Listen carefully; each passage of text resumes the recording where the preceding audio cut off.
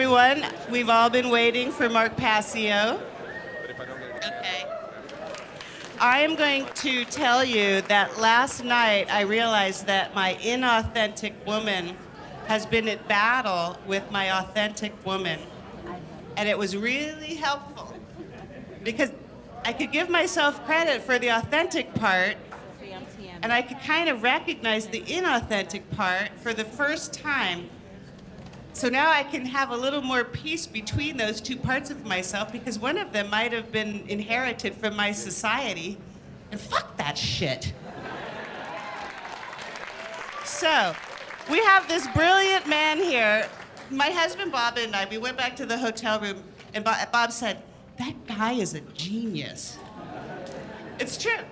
We really, all of us, have so much appreciation for you, Mark, and what you have done, and the ability for you to communicate that to us in a coherent manner. So without further ado, Mr. Mark, wonderful, beautiful Passio.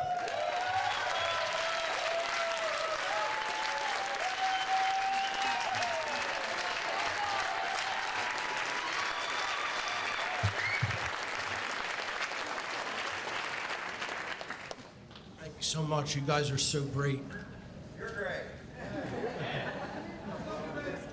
So let's get into part 2 of the Unholy Feminine, Neo-Feminism and the Satanic Epi-Eugenics agenda.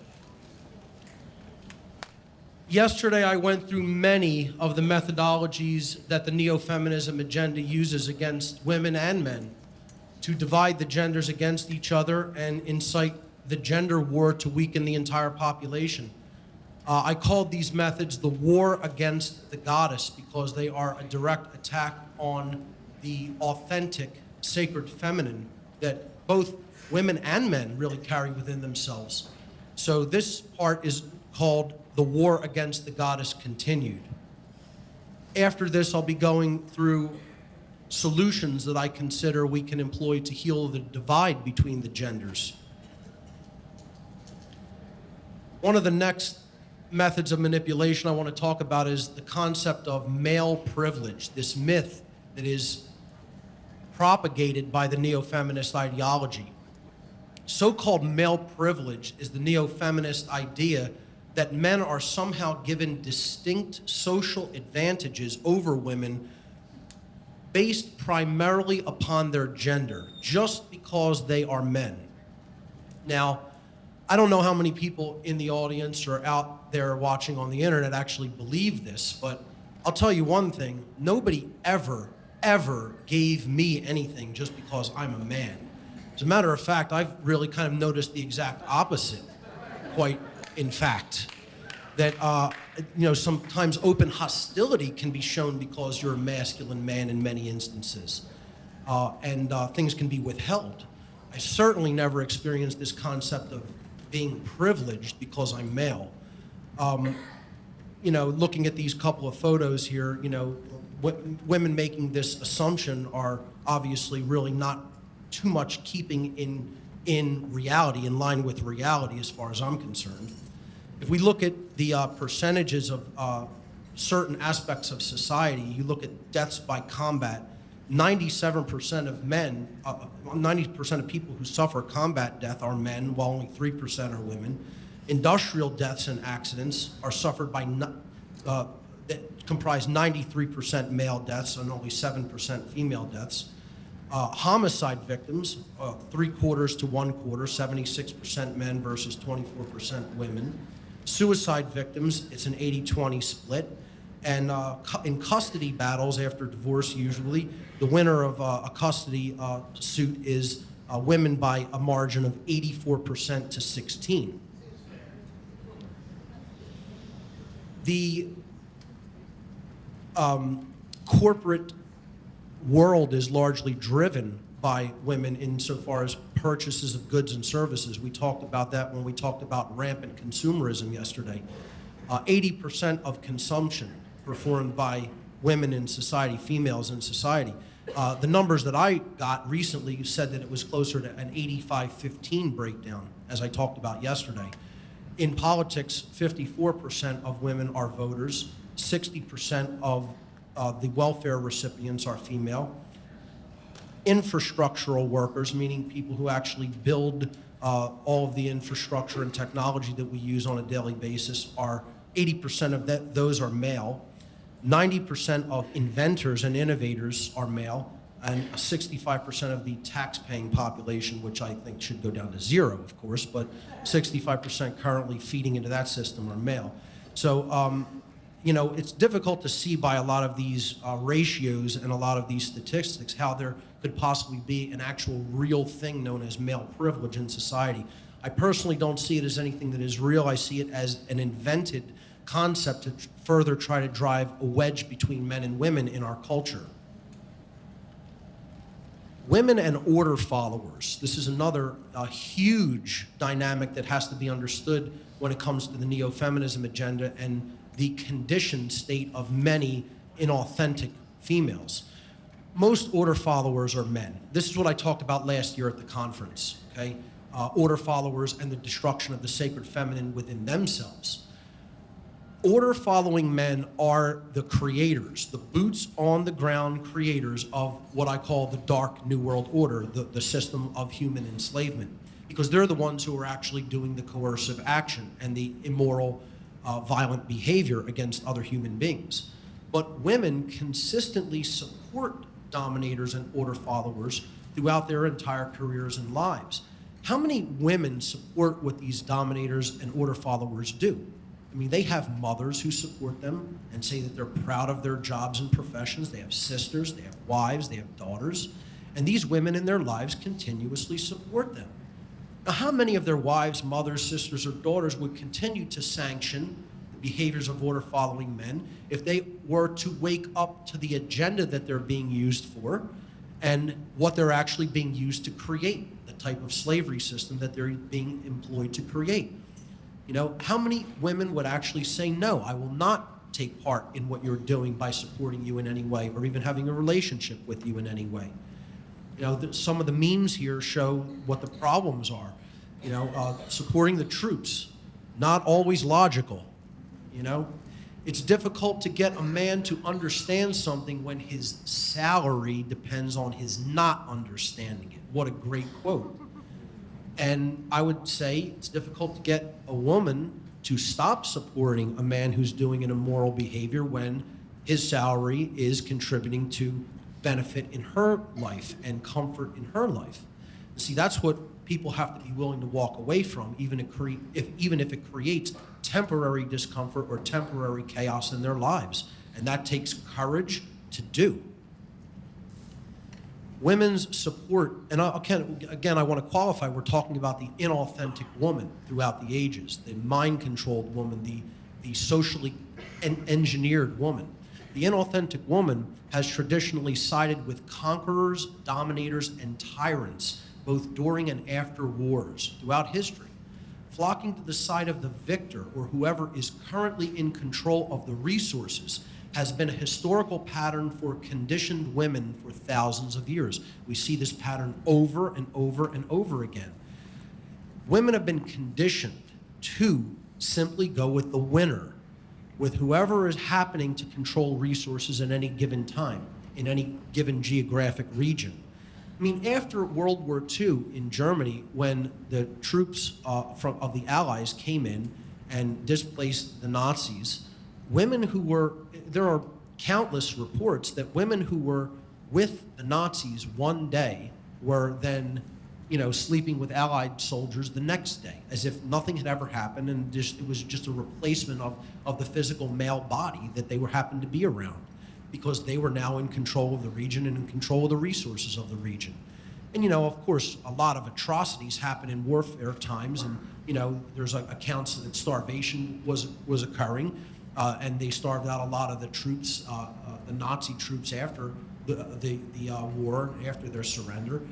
And, you know, in general, women didn't want to, I guess, be subject to that in many cases and just went with the winning side. They didn't stay loyal to the people who were defeated, that they had supported right up until the very bitter end, but immediately went with the conquerors or the new winners.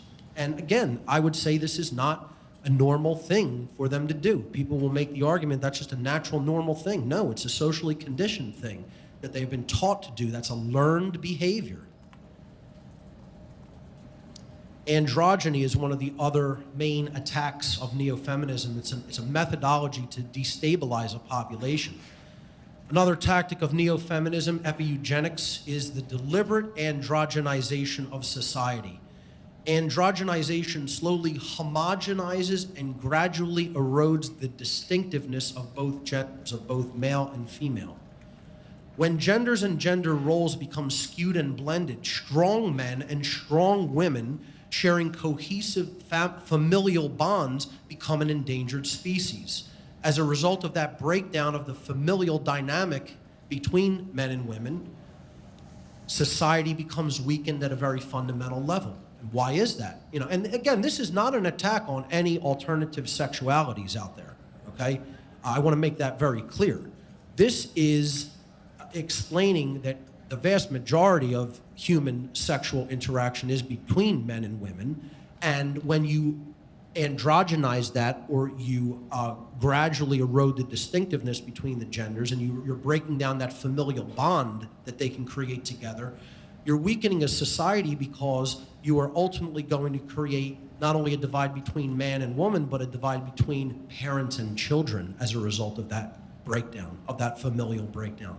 So then that translates down to the next generation, especially when it comes to good parenting in many cases. Hand in hand with androgenization is again, the feminization of the male gender, okay? So we see the metrosexual in society, and we see what is now known as the lumbersexual. Let me explain the lumbersexual to people, okay? The lumbersexual is the type of man who really doesn't have inherent masculine traits, but wants to portray them anyway, wants to fake them or feign them. So he'll dress up like a, quote, real man might look, or a masculine man might look, a genuine man. And, you know, this is a trend going around in hipster culture right now for people who are familiar with it. The lumbersexuals are all over my neighborhood in South Philadelphia, everywhere. This meme says, "I'm so glad I don't have to actually hunt. I have no fucking clue where gluten-free tacos live." You know, so. I mean, it's comical. It's you know, funny, but it's true. It's like, you know, we're seeing this proxy of trying to be a man, not the real thing. You know, and again, I'm not saying everybody has to be Mr. Macho. Don't twist my words or take it to an extreme that I'm not saying. Saying, you know, there is such a thing as genuine masculinity.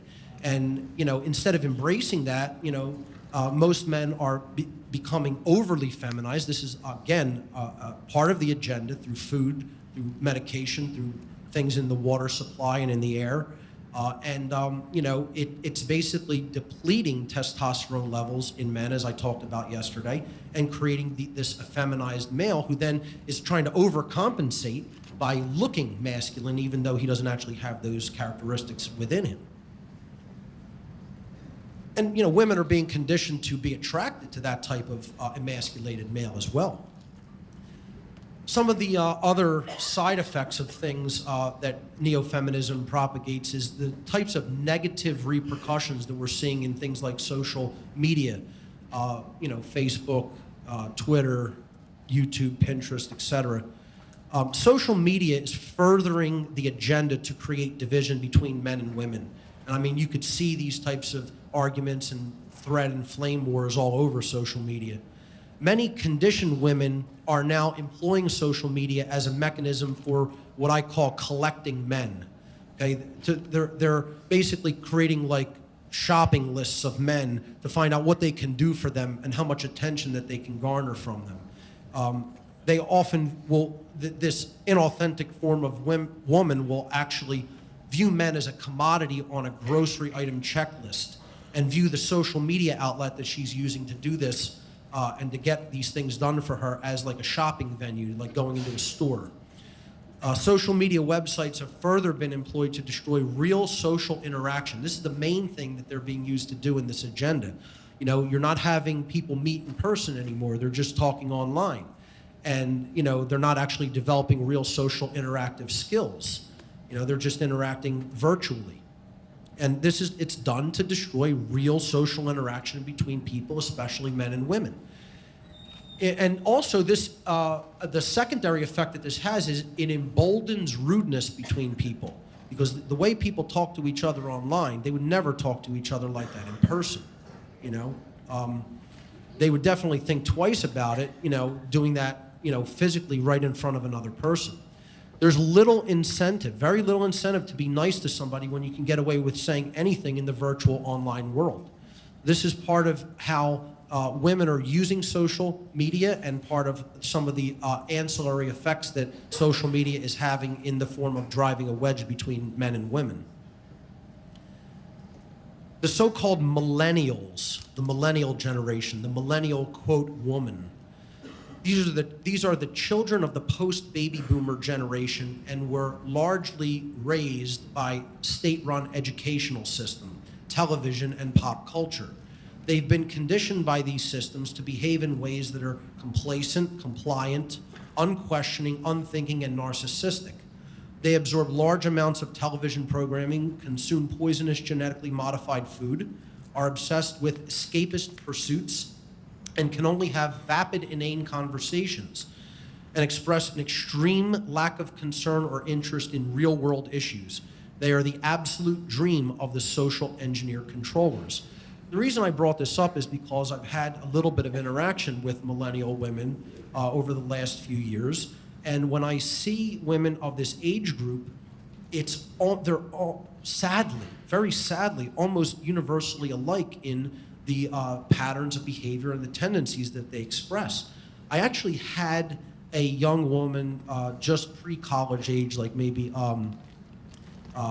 senior in high school age, like 17, 18 years old, say to me, directly to my face in person, I would prefer that someone else do my thinking for me. Actually made that statement to my face. You know, this is how conditioned they have this younger generation. This is what the school system is doing to young people, especially young women.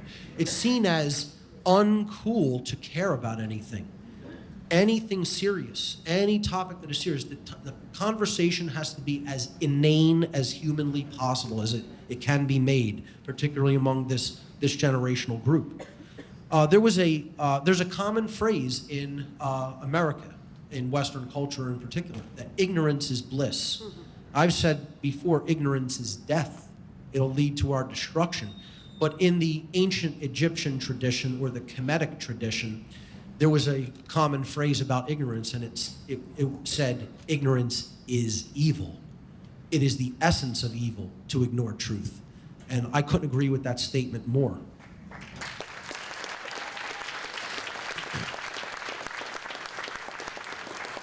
The consciousness of the so-called millennial woman has been programmed from birth by the state thanks to the complacency of their parents' generation, a generation largely that surrendered their freedom, abandoned health and nutrition for quote-unquote convenience, traded their spiritual and moral values for those that they garnered from sitcom television, and handed their children over to the corporatized state where their minds were molded like clay into the types of inauthentic males and inauthentic females that we're discussing here today. Another technique that is being employed, particularly on the religious side of this agenda, because again, there's a political side to this agenda, a social side to the agenda, and a religious side to this agenda, is called Neo-PURITANICALISM. And this is rampant in our society. It's a very, very unhealthy attitude toward human sexuality. A religious puritanical mindset is being slowly reinfused into Western culture by religious fundamentalism. Such religionists are demonizing consensual sexual relationships between adults and pushing the notion that normal human sexuality is somehow sinful or even evil. They try to convince people that everyone in American culture is obsessed with sex, when in fact, all people in American culture are obsessed with is the idea of sex, but not the act itself. This is due to the level of sexual repression that is taking place within our culture. Every westernized culture is actually more sexually repressed now than ever before in its history.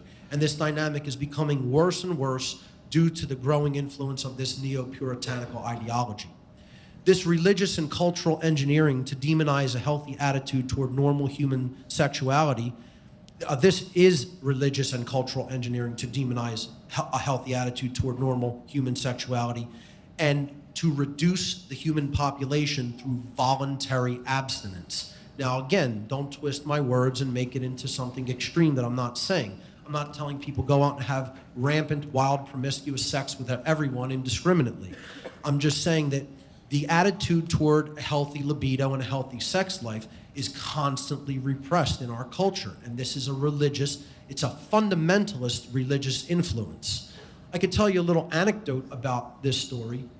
A while back, someone, I can't remember where it was or who said it to me, but I was in a discussion with a woman, and she said something to the effect that for women to have any kind of a healthy sex life that is not deliberately being withheld by them, okay, is akin to someone standing outside of a bakery and giving cakes away for free, and how would the people who own the bakery feel about that? Now think about that for a minute. Think about that anecdote for a minute. She said women having sex and having a healthy sex life is very much like somebody standing outside of a bakery giving away free cake.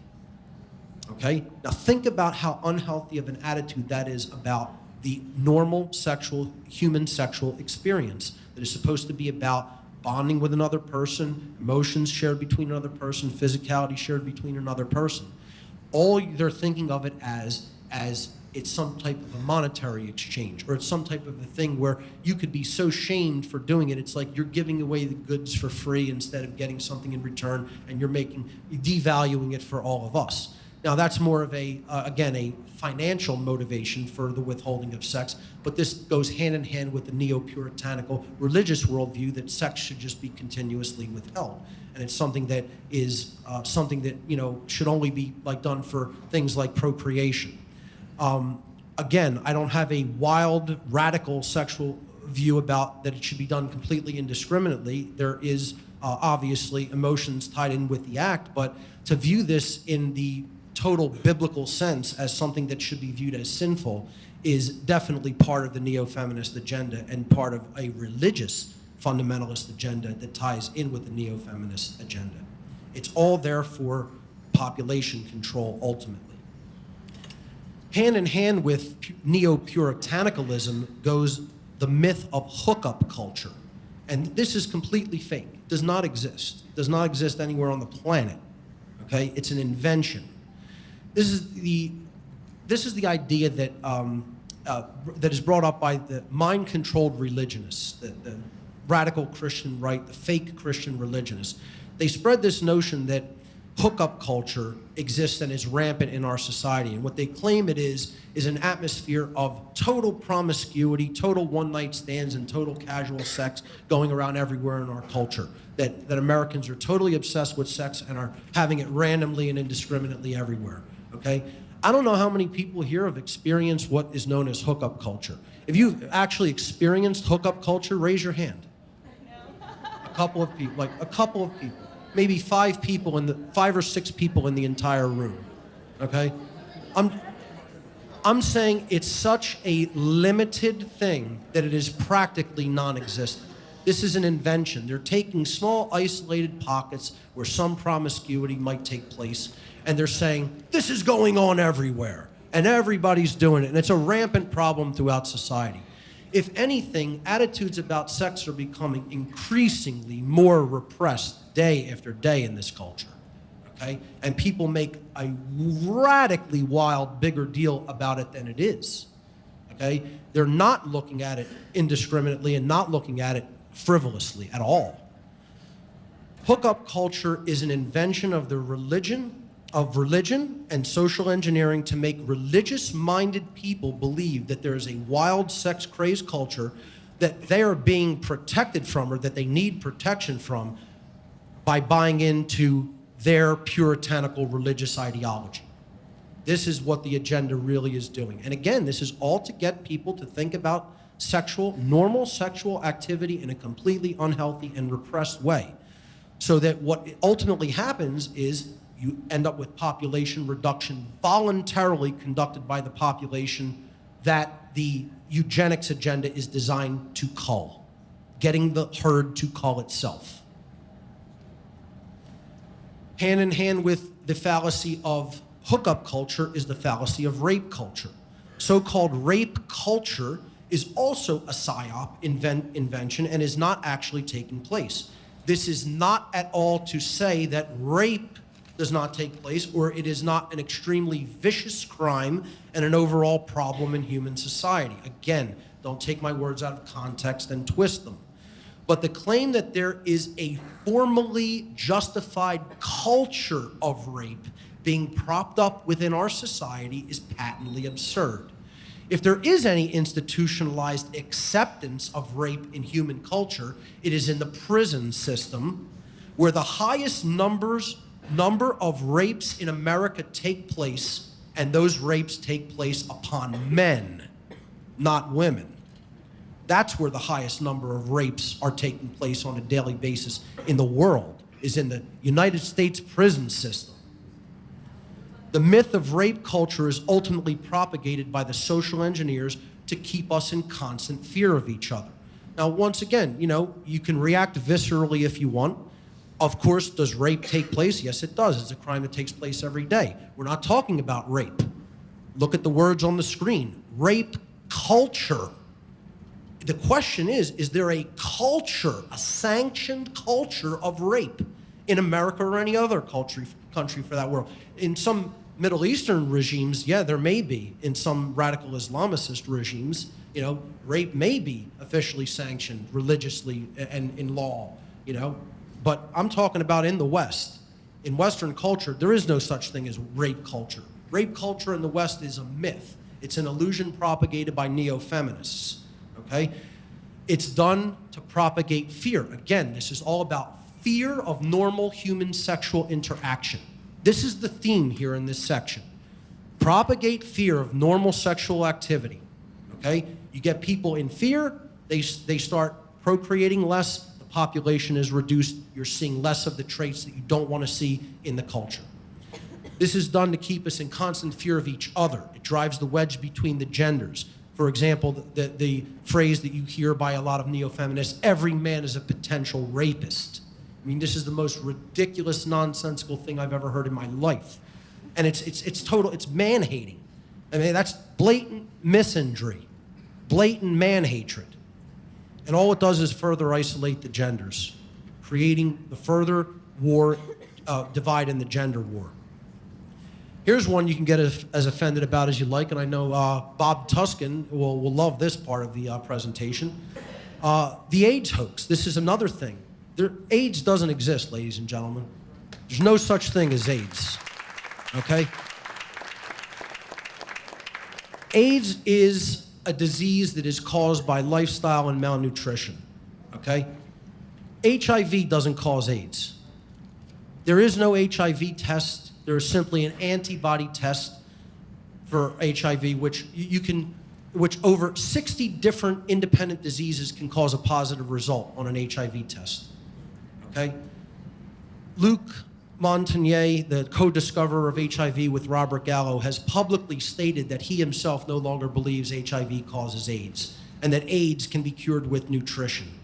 AIDS was used primarily as an epi-eugenics scare tactic. Again, it's fear. Get people afraid of normal sexual interaction. Okay? That's what dominates the mindset in particularly Western culture when it comes to sexual interaction, is fear, fear, fear, and more fear.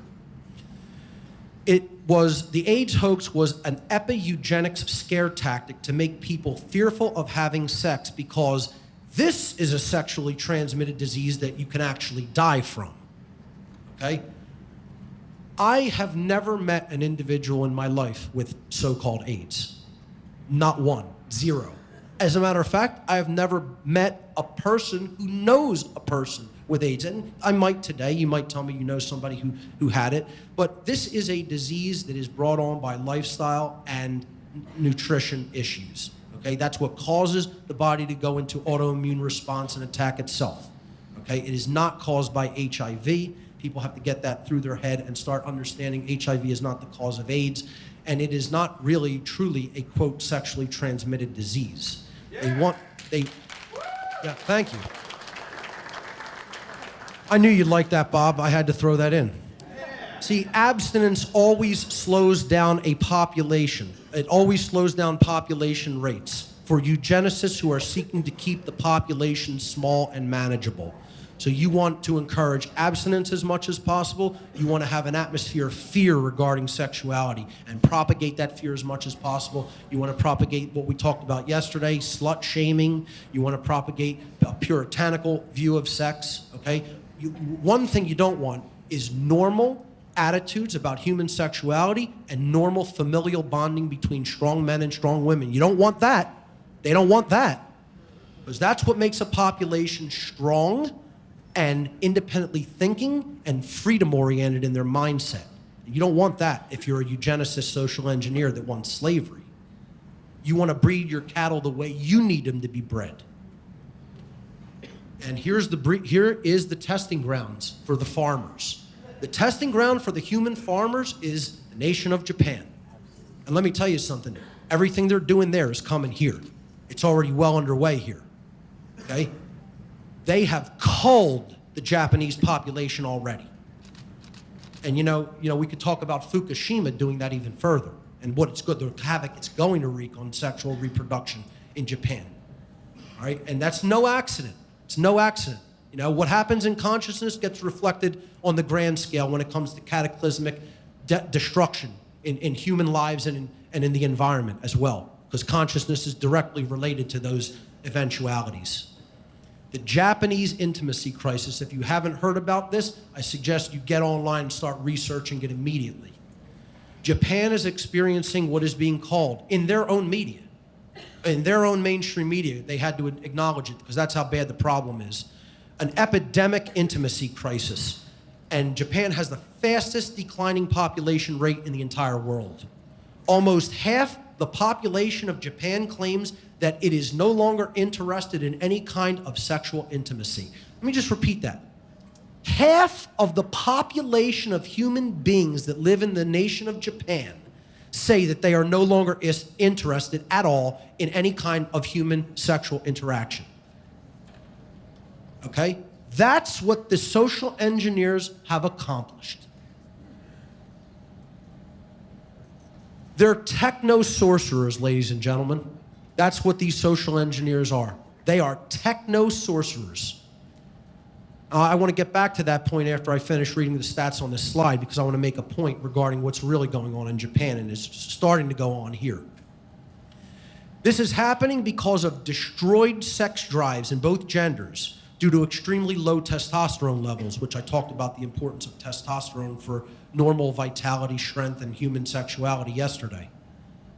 Japan is merely the social engineers' testing ground for their depopulation agenda. The American intimacy crisis has already begun. It is already well underway, folks. It's just unspoken. Not many people will have the courage, like myself, to stand up here and talk about these issues because they don't want to be alienated from other people who they're afraid of what they think. You know, I don't care what you think of me.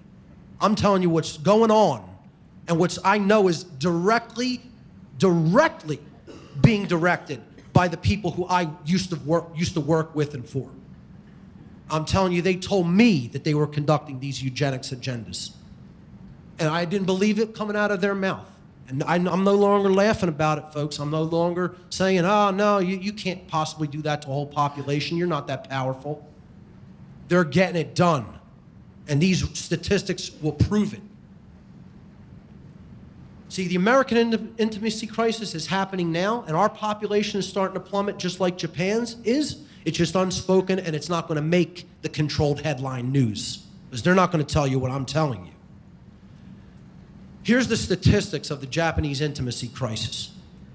Half the population age 16 to 49, had no sex in the past month. 27%, almost 30% of men have claimed, 1 in 3 men almost claim they're not interested in sex anymore ever again. Almost a quarter of women, when polled, they're not interested in sex anymore ever again. 1 in 4 females, no interest in sexual activity. 61% of men age 18 to 34, not in any kind of a relationship, any kind of a romantic relationship with anyone of either gender.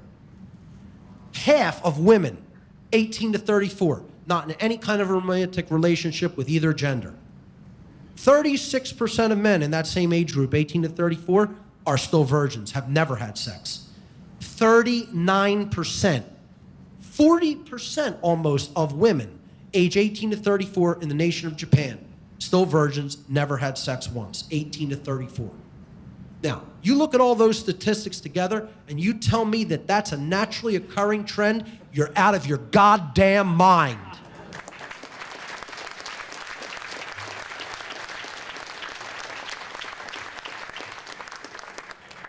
You tell me that that's not psychological illness, you're out of your goddamn mind. You tell me that's not physiological illness, you're out of your goddamn mind. You tell me that's not social engineering, you're out of your goddamn mind. That's human farming. Human farming is what that is. Get as offended about that as you like. That's what's going on. People should be enraged about something like that, about their ability to cull human population numbers like that. You should be enraged about it, because it's coming here now. The rise of asexualism. Asexuals are people who do not experience any sexual attraction to anyone else. Asexualism is characterized by a total disinterest in all sexual behavior. And that's what the human farmers are breeding in Japan and are going to start breeding here in the United States. They've already well begun this.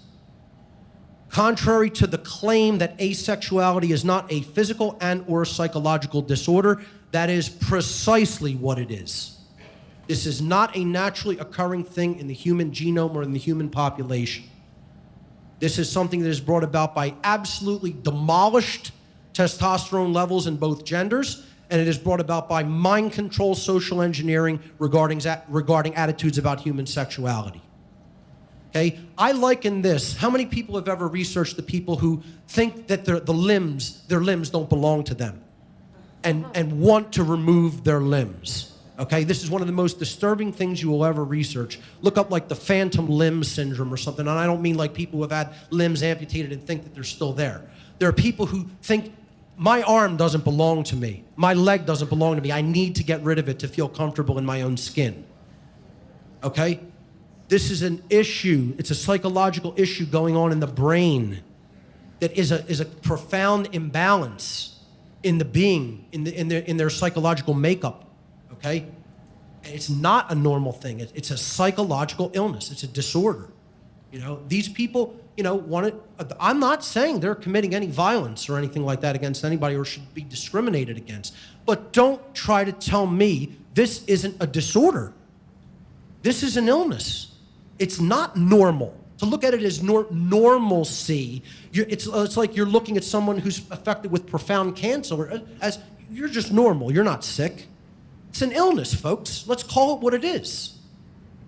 Okay, and it's an example of what social engineering and low testosterone levels in men and women will result in. And it's rising by the day. The SEXODUS is a term used to describe a movement in which men, largely young men, who have recognized the ubiquitous, unacceptable behavior of the conditioned female are, quote unquote, giving up on women altogether and no longer pursuing any type of relationship with them, romantic or otherwise. I see the so-called SEXODUS as a reactionary stopgap and a short-term defensive mechanism that are employed by men who realize that there's a profound problem at hand between the genders, but they only recognize the symptoms of that gender war at a skin deep level. And so they're reacting to the symptoms, okay? They have not yet penetrated to the root causal factors that underlie the condition, which is, of course, rampant social engineering that is utilized by the control class. Almost always, when I look up on, let's say, MRA forums or MGTOW forums, which I'm going to talk about a little bit later, or type in the term SEXODUS and see what people, particularly men, are saying about it, almost zero of these people ever mention the term social engineering or mind control. Almost zero. It's negligibly talked about, if ever at all, because these people are unaware that a dark priest class that holds occult knowledge about the human psyche is absolutely wreaking havoc on the human population who don't know a goddamn thing about themselves. And it's a piece of cake for them to do. It's like a chess master playing an absolute novice who's never looked at a chessboard. They're going to get their ass kicked hard because they don't have the knowledge to combat these psychopaths who have it. The playing field's not even close to being leveled. It's completely skewed and imbalanced, and people aren't even trying to build their way up in the knowledge of themselves to combat these absolute control freaks who are doing this. And they told me they were doing this to a point where I wanted to murder the people in the room who were telling me this to my face. That's how enraged I would get. And I knew if I did anything physical to them that I'd be killed. So I had to shut my mouth and hear what they were saying about what they were doing to the human population.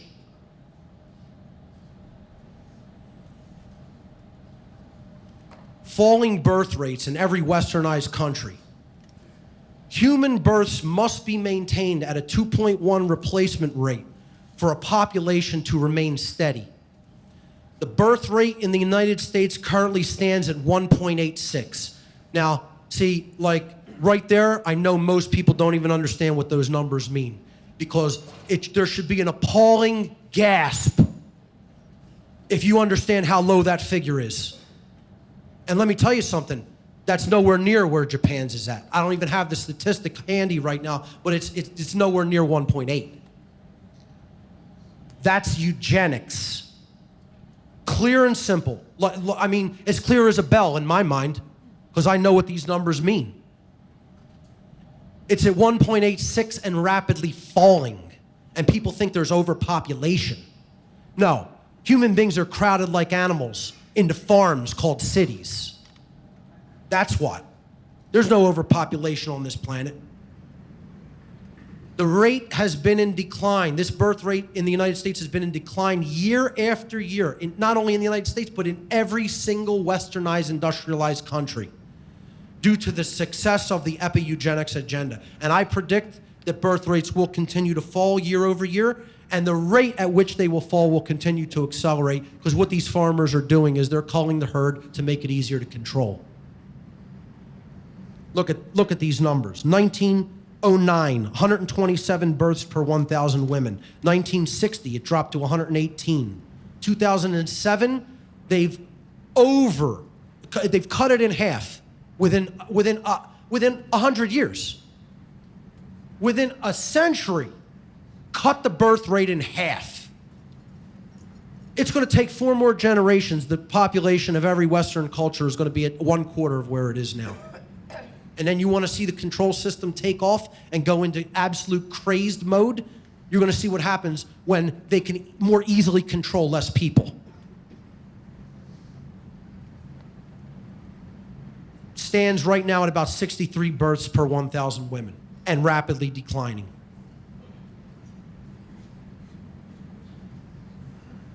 One of the biggest parts of the neo-feminism agenda is misandry, the open hatred of men. The accelerating rise of radical neo-feminism is bringing with it open misandry, the overt display of hatred and contempt toward men based solely upon their gender. Misandry is a blatant form of prejudice and unwarranted discrimination that is sadly gaining more societal traction by the day. Men are constantly being portrayed as bumbling idiots in the media and television.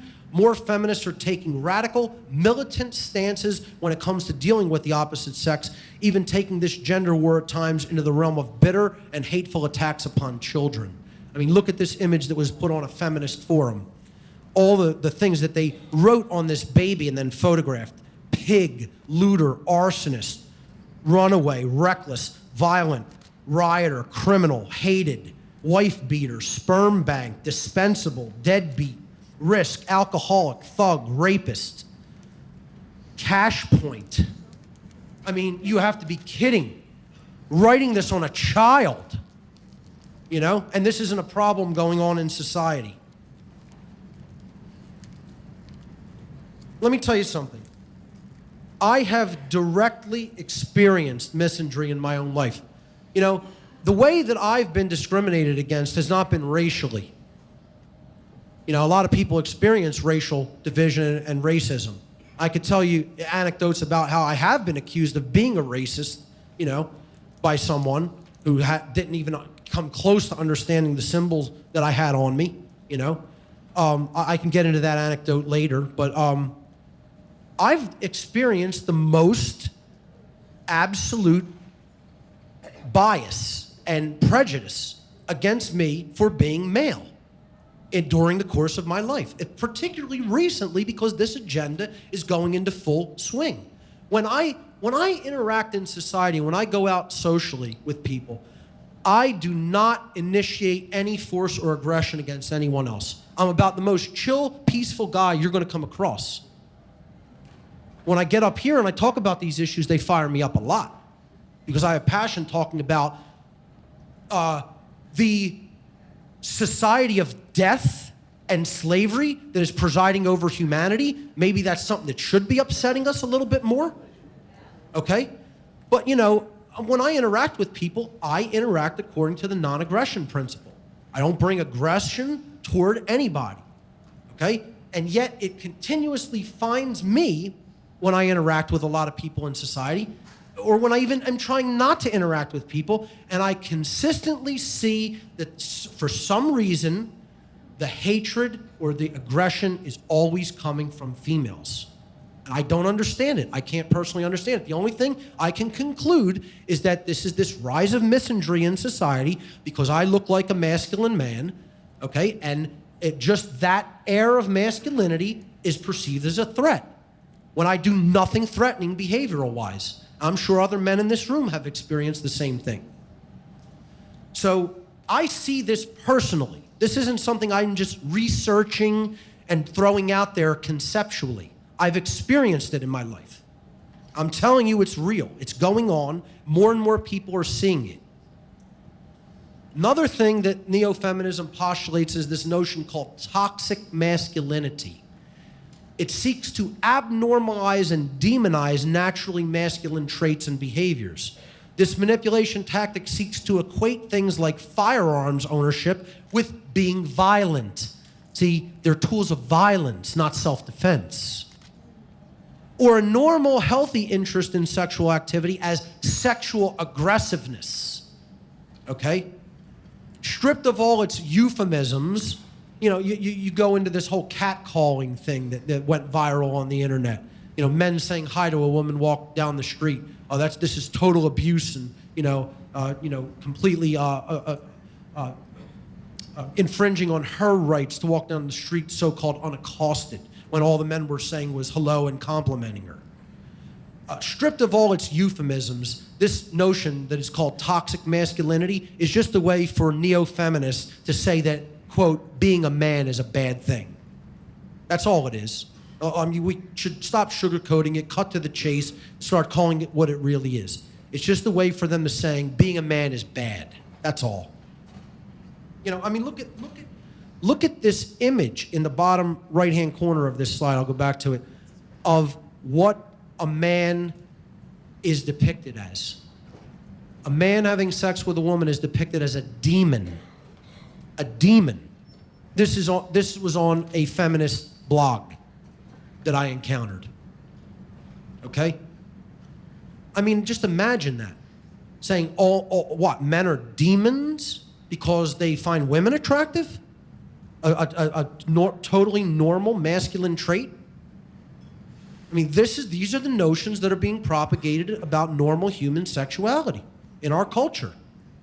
And it's a real, very real and rising problem, folks. And we better start addressing it now, because it's getting worse, not better.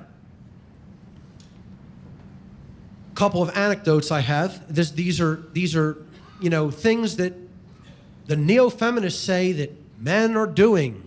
Man-spreading. How many people have heard of the term man-spreading? Much less than I would have thought, although I'll have to explain what it is to the bulk of people here. Man-spreading is this term that neo-feminists have invented for when men sit on a chair with their legs spread, their thighs spread, because they happen to have these things called testicles. Well, some of them do. Like on the subway. They actually have signs on the New York subway. Dude, stop the spread. It's a space issue. They can ticket for this in New York City. Cops can give tickets. What do they have, a ruler? They go around with a tape measure? Oh, that's 21 inches, sir. No, that's manspreading. We'll have to issue a citation. I mean, are you absolutely kidding me? I mean, the first time I ever heard of this term, Barb told it to me, okay? She was like, well, look at the stickers they're putting on the New York trains, the subway trains. And I look at it and it goes, stop manspreading. And it has a dude with his legs spread out. I'm like, oh, that's a funny joke. And she's like, no, it's not a joke, that's for real. I'm like, what? I'm like, seriously, that's for real. They're not just joking around. No, and they're going to start ticketing for it. They have started ticketing for it, okay? Now, see, all this is to put the notion out there, men are oppressing women. Men are inconsiderate. It's bad to be a man. They have inconsiderate attitudes. They have aggressive attitudes. It has nothing to do with human anatomy, okay? I'll tell you an anecdote. I'm in a band called The Founders. You might have seen me wearing the shirt earlier. Old school hardcore punk. But I went with a couple of members, actually two guitarists from my band, DJ and Mike, to see another band play at a local rock club in Philadelphia. And the show ended kind of early. And we were just sitting around. We grabbed a couple of beers. And there's a pool table in this club, and we were out near the exit of the building, sitting on the edge, leaning on the edge of the pool table. Nobody was blocking exits. We're not the type of burly guys that are going to go and start trouble with people randomly just to do it. We mind our own business. We were sitting there discussing, things about music and things going on in the world while we were drinking a beer. There was probably 100 people in the place, and the place started clearing out, so we were toward the exit. We just were sitting there. I'd say over 70, at least 50 to 75 people walked directly by us and went out the exit. One woman comes toward the exit and jars into my guitarist, Mike, who, most people obviously don't know him. You might have seen pictures of him online on our Facebook page for the Founders. Mike is probably one of the thinner guys that I know. He's a tough dude, but he's a thin, he has a thin frame. He doesn't weigh a whole lot, okay? He's does not take up that much space, let's put it that way, okay? This guy was not blocking anybody's path by any stretch of any human being's imagination. Okay? And as she slams her shoulder into him and almost makes his beer spill, she says, "Way to manspread, dude."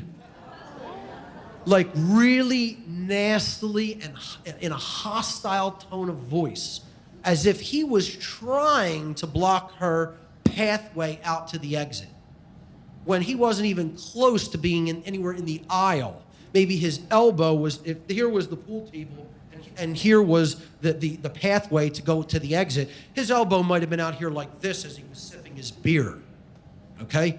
So trying to go out of her way to incite hostility, clearly one of these neo-feminists, okay? Not a classical feminist, which is about total equality between the genders in natural rights, okay? Not putting one gender above the other or anybody being in control over anybody else, but neo-feminism is about trying to invoke open hostility and a gender war between men and women. And he responded in his own hostile way, which I took no objection to, actually, because if somebody wants to start aggression and bitterness with somebody when there was none, I have no problem with somebody getting up in somebody's face and telling them it's an unacceptable behavior. None whatsoever. So it took me a minute to process what had just happened. I couldn't even believe it. You know, I was like, oh my God, I actually heard somebody use the term manspreading, and it took me, I had to do a triple take. You know, like, what did I just hear? And then it even became more absurd because it was Mike, and he's, you know, no way could he have possibly been even doing this, okay? So this is appropriate to the next slide, which is why I'm telling this. When he raised his voice to her, another guy nearby immediately stepped up like he was going to, you know, come to the damsel in distress's aid because, oh, this guy has raised his voice to a woman. How dare he say anything in any kind of a elevated tone to a female? And that's called the white knight, which we're going to talk about on the next slide. And that's when I stood up and just shot the white knight a look. Stay out of it. I didn't even say the words. I just looked at him and my eyes said, stay out of this. And that was it. And he stayed out of it and let them handle it amongst themselves. Okay? Because I have no problem with somebody stepping in and defending someone if they're truly in the right. No problem. That's called justice. I have no problem with that. Don't come in and step up like you're going to be the big bad guy and defend somebody who's clearly in the wrong. Then I have a big problem with it. And I guess my eyes communicated that to him readily. So the other topic is manslamming. Now, this one has directly happened to me on 5 different occasions. I have experienced this in the streets of South Philadelphia now 5 times. How many people know what manslamming is? Wow, only a couple of people in the whole room. Okay, I have to explain this one. Neo-feminists postulate this notion that men are completely inconsiderate of the pathway of women as they're walking on the street, okay? And they think we're just going to keep going and keep walking and keep moving regardless of where a female happens to be walking and slam into them at every opportunity, okay? Now, I don't know about you, but I don't think anybody in this room deliberately walks down the street trying to do things like that, especially none of the men. I know I'm overly considerate when I'm watching people's pathway to see where they're going to walk and try to project that so to avoid a collision, okay? Especially in the streets of South Philadelphia, which can get narrow in some places and busy in some places, okay? Over the last, I'd say 3 months, 5 women have walked, and I mean, look, I think my perceptions are pretty good. I think I pay attention to my environment pretty well, okay? And I don't think that I invent things that are happening. And for the first couple of times, I thought maybe that was happening. Like, am I imagining this? Is this like really happening? Because what they're doing is almost playing a game of chicken with men and trying to make a man deliberately go out of his way to move so as to avoid a collision because they are going to not yield and just come right at a guy to slam into him as hard as possible, okay? Which I don't even understand why you would want to do that to another human being or to yourself. But again, this is rampantly out of control ego is what this is. To try to what? Prove a point? What? To say, what do we have to do now? Bow as you pass? Like, and go like that? Shall I curtsy? Shall I wear a skirt and curtsy as you pass? Okay? You know, we can't walk on the right side like traffic does on a street or highway and just pass each other politely and cordially anymore? No, apparently we can't due to this gender war. Okay?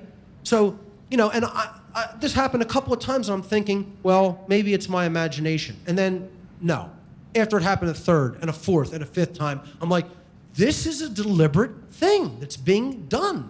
They clearly have this idea in their head that I'm going to do this. And it's always young women. It's always women like 20 years old, 21 years old, college age. Okay, coming directly out of the social Marxist, communist-run schools, which we're going to talk about, that this agenda is an agenda of communism in addition to being an agenda of Satanism. And they're hand in hand, folks. By the way, they got the same high holiday, don't you know? May 1st, Walpurgisnacht. Okay? That's not an accident. You think May 1st is the high holiday of communism and Satanism by accident? Yeah, keep believing that. So, man slamming, okay? Deliberately walking into a man to try to prove he won't move for you. Now, this happened to me 5 times, and it was attempted a 6th.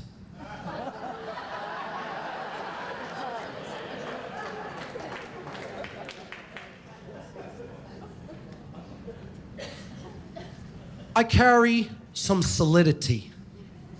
I'm not the tallest guy in the world. I'm not the biggest guy in the world. I have a low center of gravity, though. Ask my martial arts instructor if I'm strong. Okay? All I did was shift my weight a tiny bit and stood firm. That person won't be man-slamming anybody else because they bounced off of me like a rubber ball.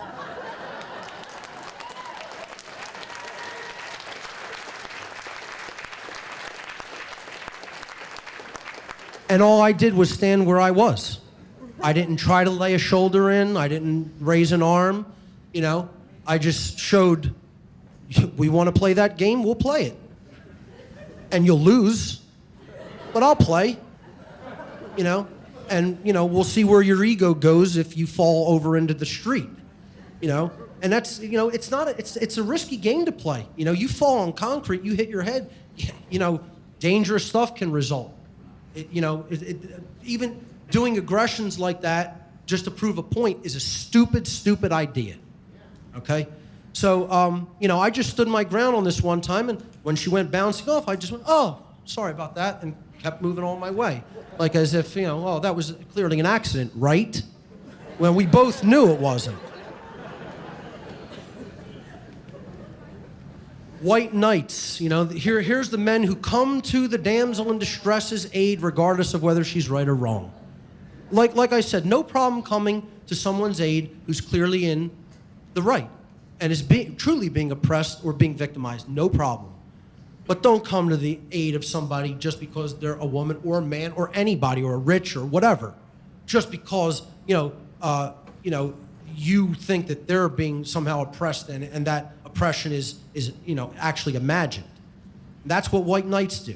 They jump into battle to make women feel safe against threats that are real or imagined. All right? And, you know, it's a way of trying to garner favor among women. This is done socially in conversation and on online blogs and social media and everything like that. Anybody says anything that slightly goes against somebody, and even if they're not even involved in the argument or anything, they want to immediately come to the defense of the woman as if somehow what? They're going to get, you know, all kinds of favors, lavished upon them because they've come to the aid of the damsel in distress. You know, and you're seeing men join the neo-feminist movement in bigger and bigger numbers. You know, and they don't even understand the distinction between classical feminism and the neo-feminist form of feminism at all. You know, they just want the approval of women who are in this movement to be looked at as cool by them and be looked at as on their side. That's all. Part of the reason they do this is because of social ostracism taking place in our culture. Most men, quote unquote men, will refuse to stand up to conditioned women and confront them on both the fallacies they've been conditioned to accept and their associated unacceptable behavior. They do this because they don't want to be socially and sexually ostracized by women, because that's another part of the neo-feminist agenda. If you don't agree with my cause, or if you don't agree with my take on any given social issue or political issue, well, I don't want to be around you. You're ostracized. You're not welcome to be here. I'm certainly not going to have any interaction with you on any kind of a friendly basis, and certainly not on a romantic basis. Okay, so this is done to isolate people and to marginalize people. Adolf Hitler, in his book Mein Kampf, said, quote, "We should allow and encourage women to act as stupid as imaginable, and then denounce men as, quote, faggots and, quote, misogynists if they dare to criticize the woman's stupidity." This is what social ostracism is about. It doesn't matter how radically off basis with reality any female happens to be speaking. The male is not permitted to disagree. You know, and another thing you're hearing more and more of is disagreeal of this kind of social Marxist and neo-feminist political opinions is immediately racist.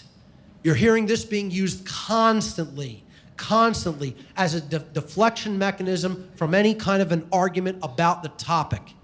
You don't agree with me politically or socially, you're racist. Okay? It's bullshit. It's bullshit is what it is.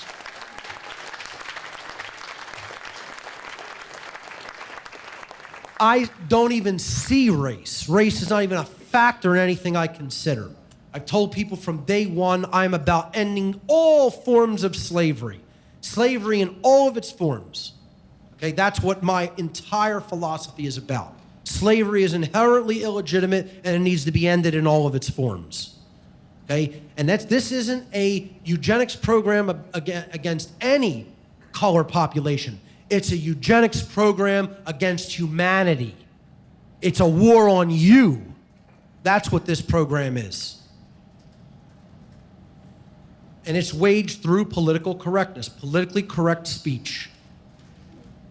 Political correctness is a method of limiting free speech. Many women have been conditioned by the neo-feminist agenda to censor those around them, not to talk about these gender-related issues and other important political issues.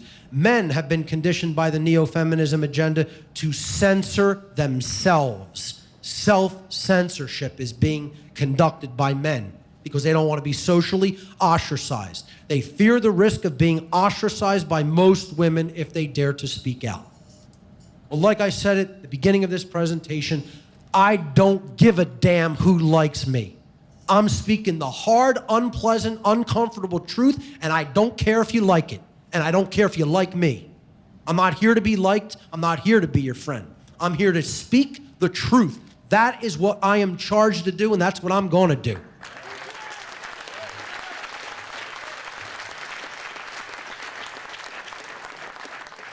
MGTOW, M-G-T-O-W, standing for Men Going Their Own Way, and MRA, Men's Rights Activism, lacking causal factors and solutions. Men's movements like MGTOW or MGTOW, Men Going Their Own Way, often portray women as evil, flawed by their nature, and solely responsible for the downfall of humankind. They often push an erroneous and divisive belief that the current condition of the female mindset is the result of what they refer to as female nature, when in fact this mindset is a product of complex, lifelong social engineering that affects the vast majority of women, and most certainly is not the nature of the female of our species, as I'm going to get into in a future slide.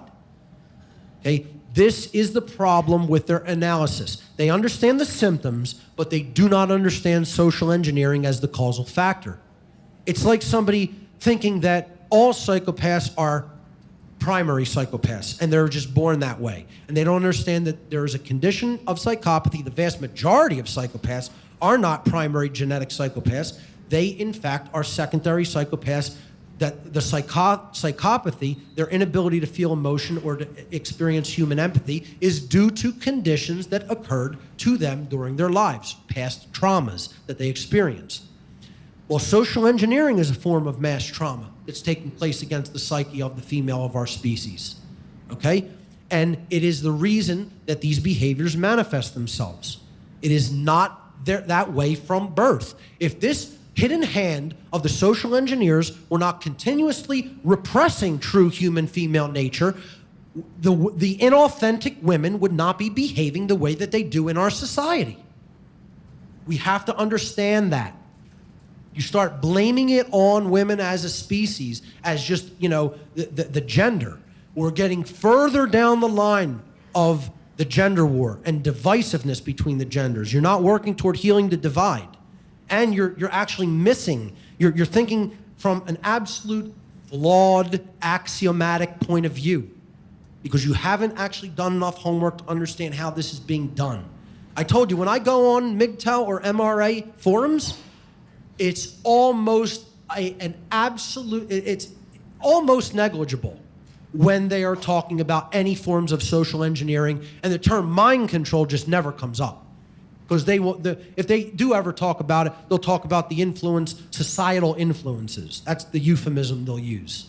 They won't call it mind control, which is what it really is, okay? They have no knowledge of it because they have no knowledge of the occult. Zero. These people have no knowledge about how occult knowledge can be wielded to affect the mind of someone else. None.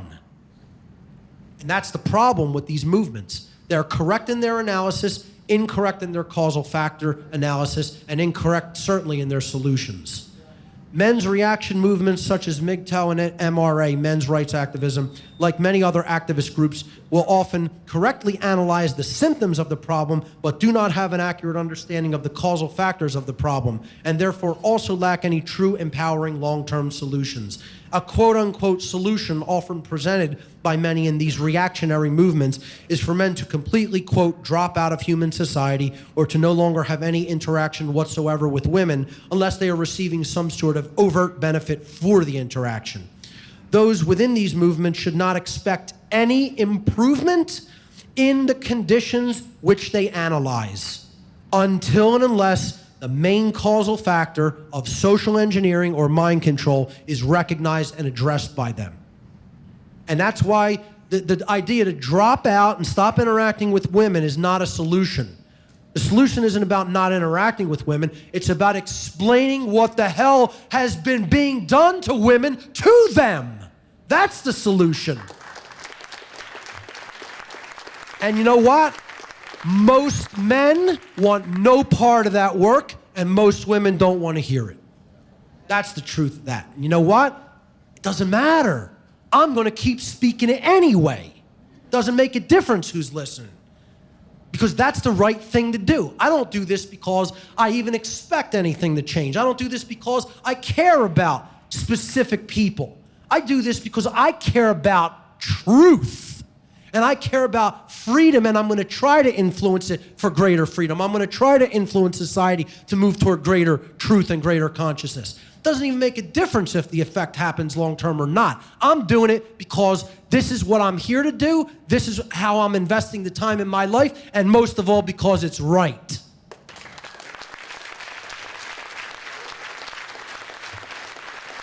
So I see things a little differently than even the MGTOW community does, okay? The blue pill, you know, the traditional blue pill path, and then you have the red pill path, which is what the arrow jutting off that symbol is. Well, I think really, you know, the truth is in an entirely different direction from both of those.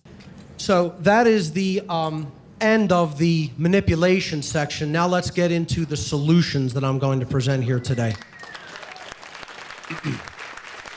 I call this section the rebirth of the goddess.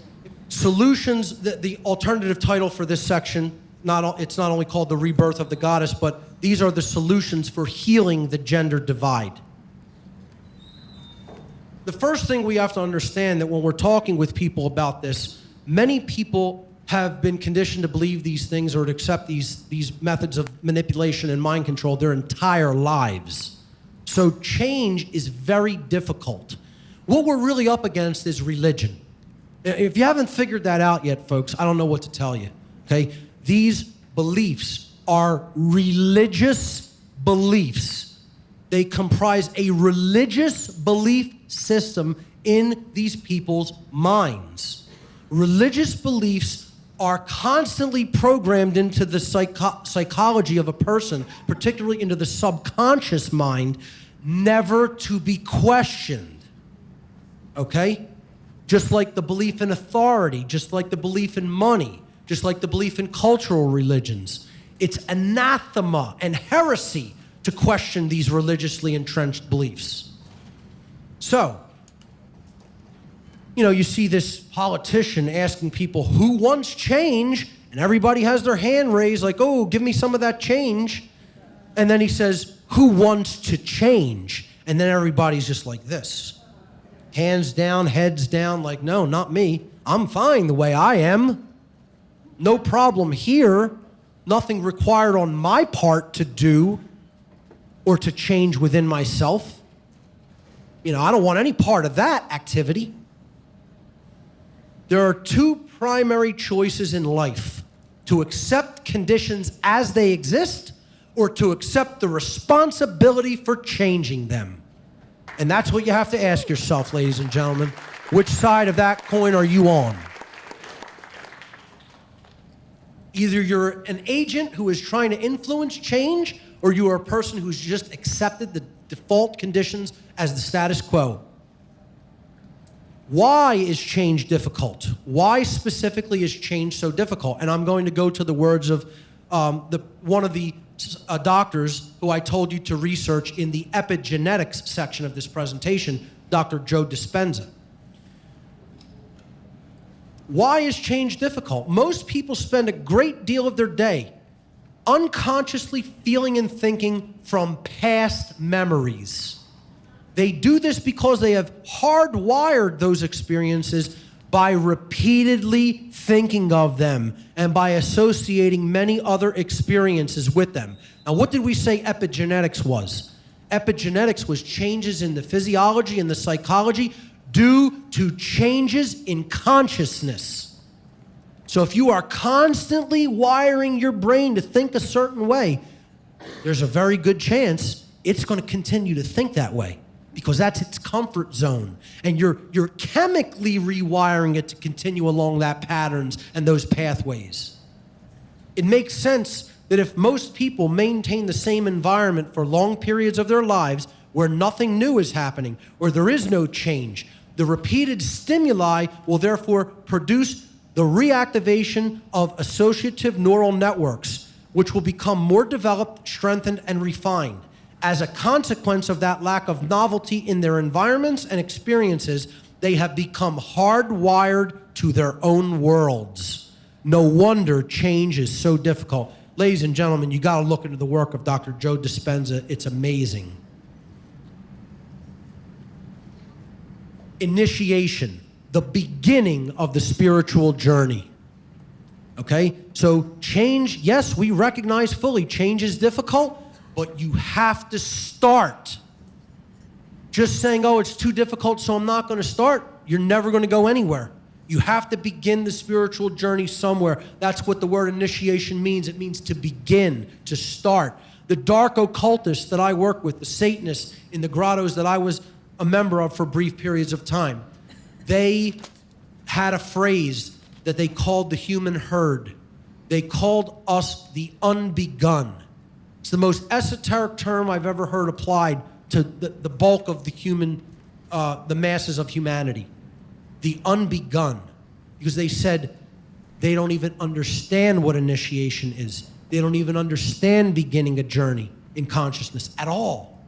They haven't started in any place. Not even one place have they begun. And so they call them the unbegun. The other thing they call them is the dead. They refer to human beings as the dead because they say there is no activation in thought, emotion, or action within the population. And therefore, since those are the three main expressions of human consciousness, and they are all essentially deadened, that for all intents and purposes, they are a just animated clump of matter that actually contains no life, and therefore they call us the dead. And they absolve themselves of their immoral behaviors toward the population because they say, we're not doing that to any living entities, they're already dead. literally call us the dead.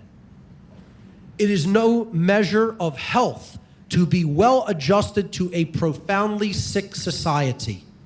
So if you're one of the people who may be out there watching some of these manipulation tactics and all the aspects of the neo-feminist agenda, and you're saying, I have no problem with that, you're part of the problem yourself.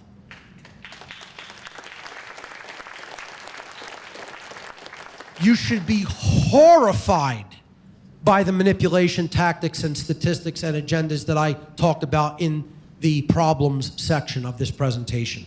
And you should begin to make the realization that they are real and happening. And if not, you need to do a lot of research on your own.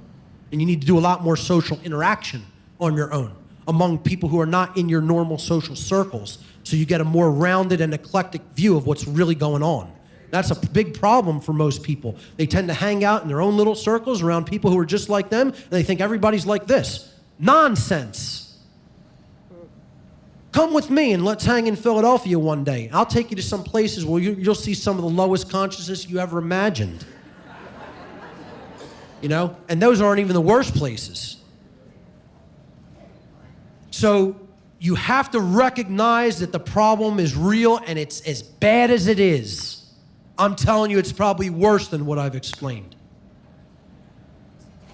One of the great French spiritual philosophers, Henri Bergson, said, fortunately, some are born with spiritual immune systems that sooner or later give rejection to the illusory worldview grafted upon them from birth through societal conditioning. Now, here's a spiritual philosopher, or who you might call an occultist, who knows what the hell he's talking about, okay? They begin sensing that something is amiss and start looking for answers. Inner knowledge and an anomalous outer knowledge and anomalous outer experiences show them a side of reality others are oblivious to. And so begins their journey of awakening. Each step of the journey is made by following the heart instead of following the crowd, and by choosing knowledge over the veils of ignorance. One of the greatest quotes I've ever found, okay? Eastern philosophers said, enlightenment is a destructive process. It has nothing to do with becoming better or being happier. Enlightenment is the crumbling away of untruth. As a matter of fact, folks, it won't make you very happy. It'll make you pretty well pissed off if you're fully enlightened about what's really going on. You will become enraged rather quickly if you have a sense of justice and conscience. It is seeing through the facade of pretense. It is the complete eradication of everything we imagined to be true. And here's one of the biggest things human beings need to understand, okay? I know this was one of the big topics of Jay Parker's talk yesterday. Let me tell you something. As soon as someone starts talking about human nature to me, I realize they're a complete moron. Okay? I get as offended about that as you like. Okay? As soon as someone mentions the term, oh, that's human nature, you're a moron. You don't know what the hell you're talking about at all. Okay? And I don't even need to qualify that. I'm just making that statement. Okay? Making that statement. There is no such thing as human nature, folks. There is no such thing. Actually, there is such a thing, but it's so negligible, okay, that it's barely even worth attributing any of that to why we do the behaviors that we do. That's like saying, you know, I take this computer and I take an identical computer and put it next to each other, okay, and we're going to ask, what is the nature of this computer, of these two computers? Is one good and is one evil? Is one flawed and is one okay? Well, hey, there could be hardware problems. Let's say they've all been quality controlled. They have the exact same specs. They're working perfectly to perform the hardware is working perfectly. Two identical machines. What's the nature of those computing machines? to compute data, to take data in through input, to process it in the processor, okay, and then to put it out through some type of output device. That's the nature of a computer. That's what you do with a computer. What determines whether the computer performs efficiently or not, okay? What are the qualities that the computer has to have to work efficiently? It's got to have a good file system format on the hard disk drive. It's got to have an operating system that is functioning properly and doesn't have a lot of bugs. It has to have good software programs that you could put data through and transform data with. And then it has to have good output devices to put the data that you're processing and reworking out onto the screen or on the internet or onto a printer or something, okay? So, the nature of a computer is that it computes information. That's all it does. Well, what is the nature of a human being? It's very similar to the nature of a computer. Not to say that human beings are computers, because they are not computers. They're not just biological computers. But we have a similar nature to a computer in that we take information into ourselves, we process it, we weed it out for inconsistencies, and then we act upon it in society. This is the trivium method. This is the trivium process. Input, processing, and output. Okay? So, human beings, their actual nature is, like a computer, they are a programmable species. The nature of a human being is that a human being can be programmed to behave in a certain way. That's our nature. This is what parenting is ultimately all about. Okay? You program into a child, parenting and education, you program into a child behavioral input data. It's processed in the mind, in the psyche of the child, and then they display the behavior on the screen of life. That's the output called human behavior. Human beings are programmable like computers. Like a computer, if a human being has a bad file system format, this is all the conditioning and all the data that a human child takes in during the formative years or the format years. You're laying the format down of the child's mind, okay? If it has a bad operating system, well, what's our operating system? Our operating system is our culture that we're operating in, our society. If that's already fouled and polluted and really messed up, and people's brains are badly damaged and their behavior is really bad, you're already operating at a disadvantage because your operating system that you're working in is already totally screwed up, okay? And if they have bad software programs, if they've been given bad software programs full of bugs, okay, that's the rigid and erroneous and dogmatic beliefs that people have been conditioned to accept through social engineering. In other words, that's religion. That's false religion, let me qualify it by saying, okay? If you have all of those qualities in place, well, what do you think's going to happen?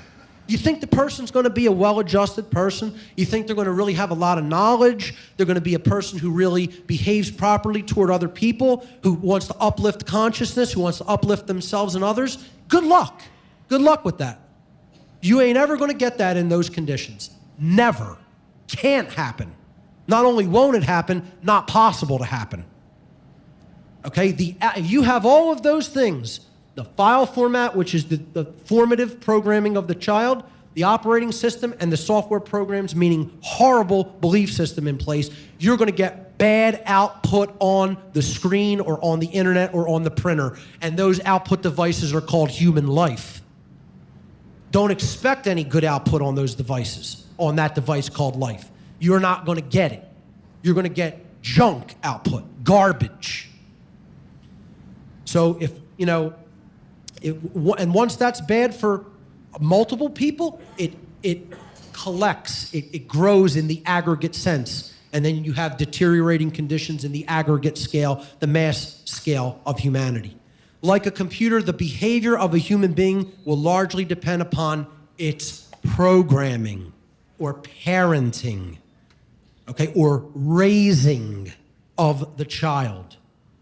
So then the question has to become, well, who's doing that programming? Are people who actually care about the being and want to strengthen it and uplift it in consciousness doing that programming? Or are people who want to make its mind mush so that that being is a good slave doing that programming? I'll tell you who's been doing it, and it ain't good parents. Because if we had good parents in this world, this shit wouldn't be going on.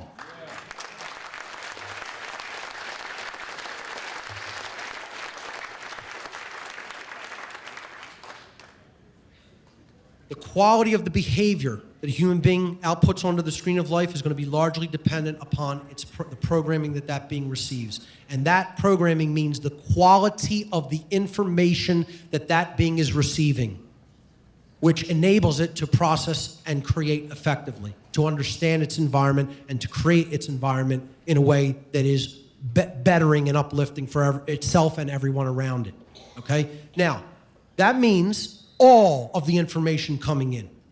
That means food, air, water, and actual what we think of as information, as data about things going on in the world. All of that has to be pure and non-polluted, okay? Or you're going to get errors in the biological system, errors in the psychological system, okay? If garbage goes into a human being, garbage comes out of the human being. If quality information and quality nutrients and quality energy goes into a human being, quality comes out of the human being. And they put out into the world good, positive energy. So if the world is the way that it is, by absolute definition, what do we have to be programming our children with? Quality or garbage? Garbage, largely. Or the world could not be the way it is. It could not manifest itself the way that it is. So, that's the hard truth. That's what human nature is, folks. Not just one way, oh, it's good or bad, or this is just the nature of how people behave. They're always just going to be programmed by their genetics to behave that way, and there's nothing they can do about it. Nonsense. We have free will choice. We exist in a free will universe. You always have a choice. You're not controlled by your genes. Consciousness precedes gene expression. You change the way you think and believe, you could change the manifested result in the so-called external domain called the world.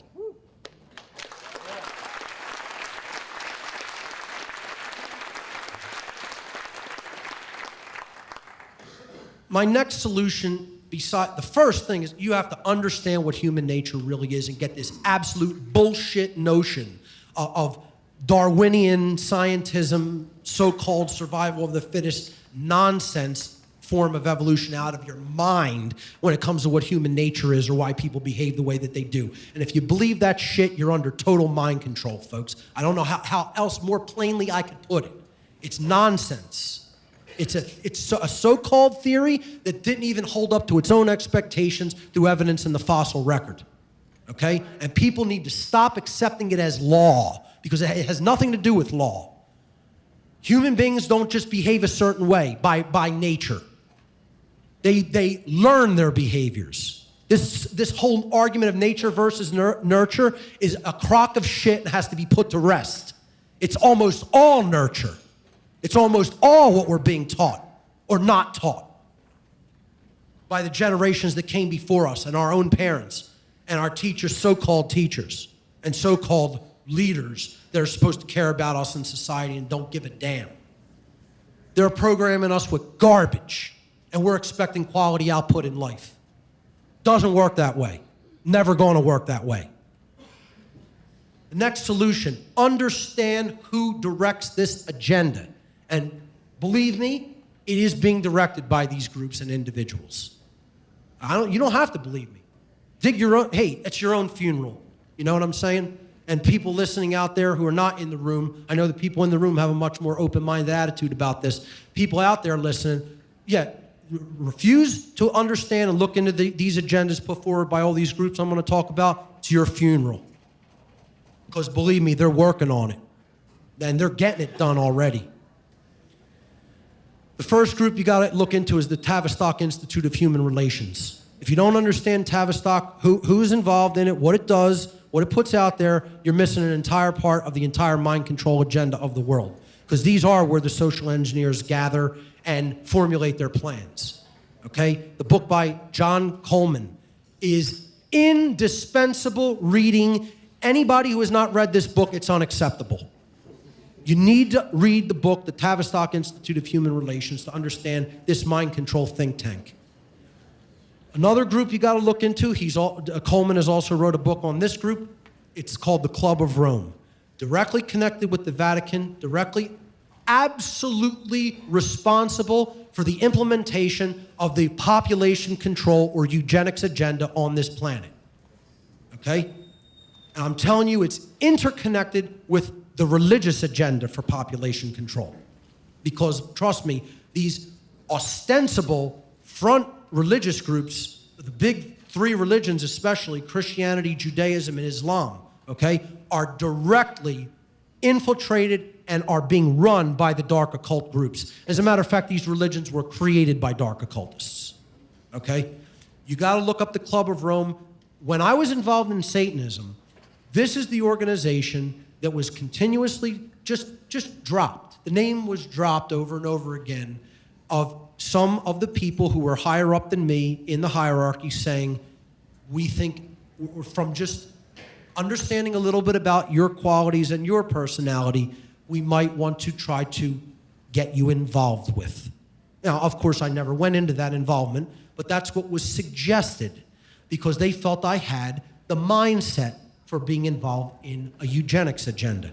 And you know what? I did. And you know what? I still do. How's that? You want a shocking revelation for Free Your Mind 4? I am a eugenicist. A true eugenicist, not a dysgenicist. See, what a real eugenicist wants is it wants good breeding. That's all the word eugenics means. It means I want people to be bred upward in society toward higher states of awareness and higher states of consciousness. The prefix or the adjective you, epsilon in Greek, pronounced you, is the adjective meaning good. And then genos is the other part of eugenics. Genos means race or stock or breed. So it just means creating a better breed of person. That's all it means. Okay, so I truly want eugenics. I don't want dysgenics. As we said yesterday, you can't really call the social engineers of the world eugenicists. They're not trying to breed humanity for the better.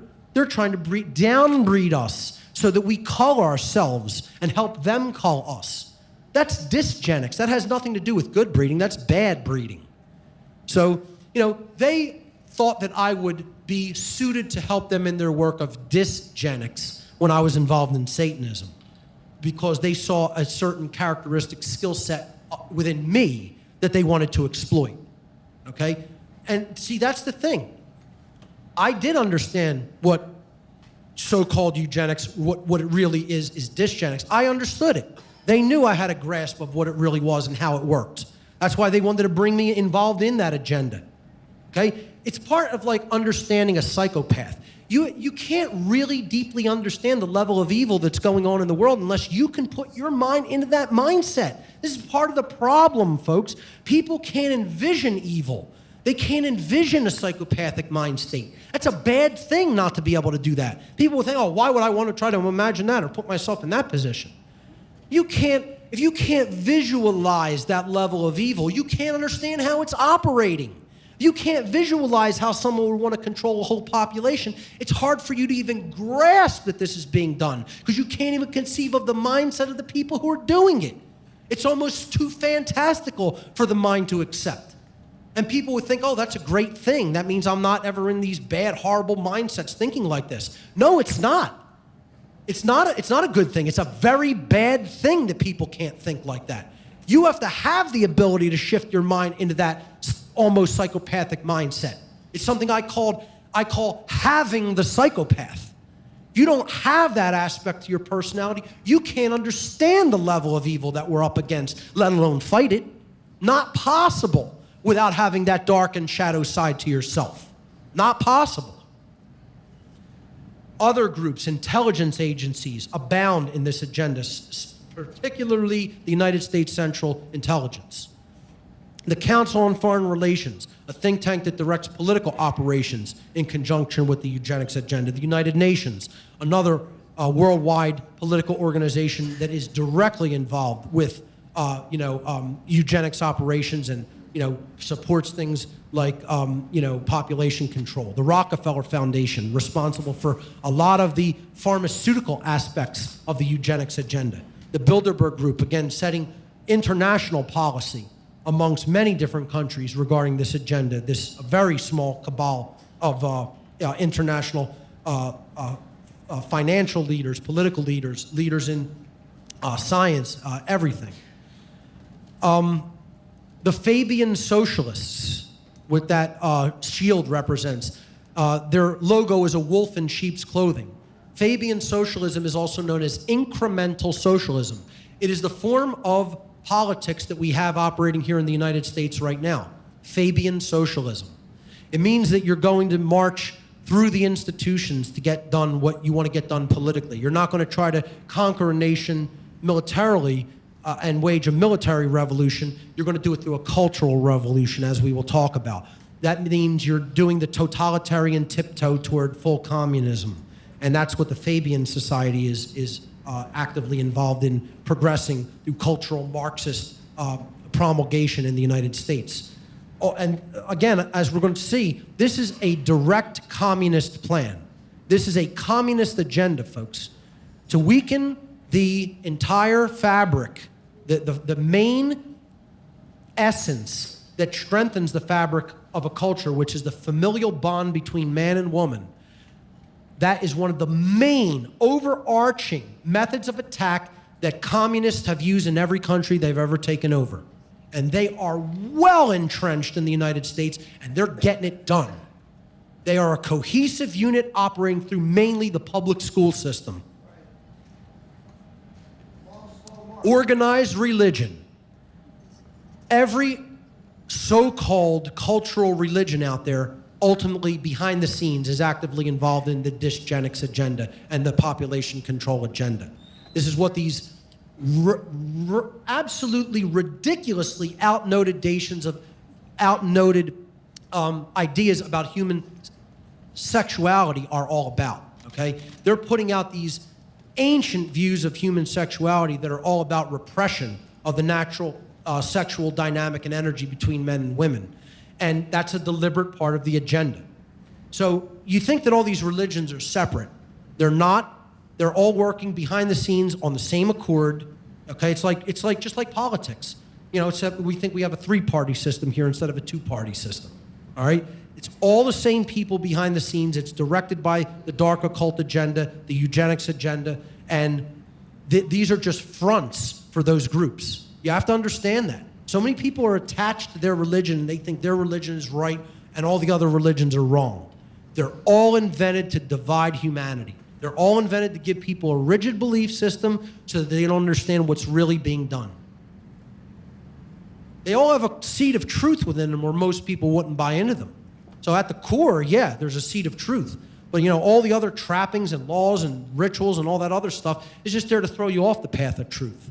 And get you put you into a box and say you shouldn't consider anything outside of this box.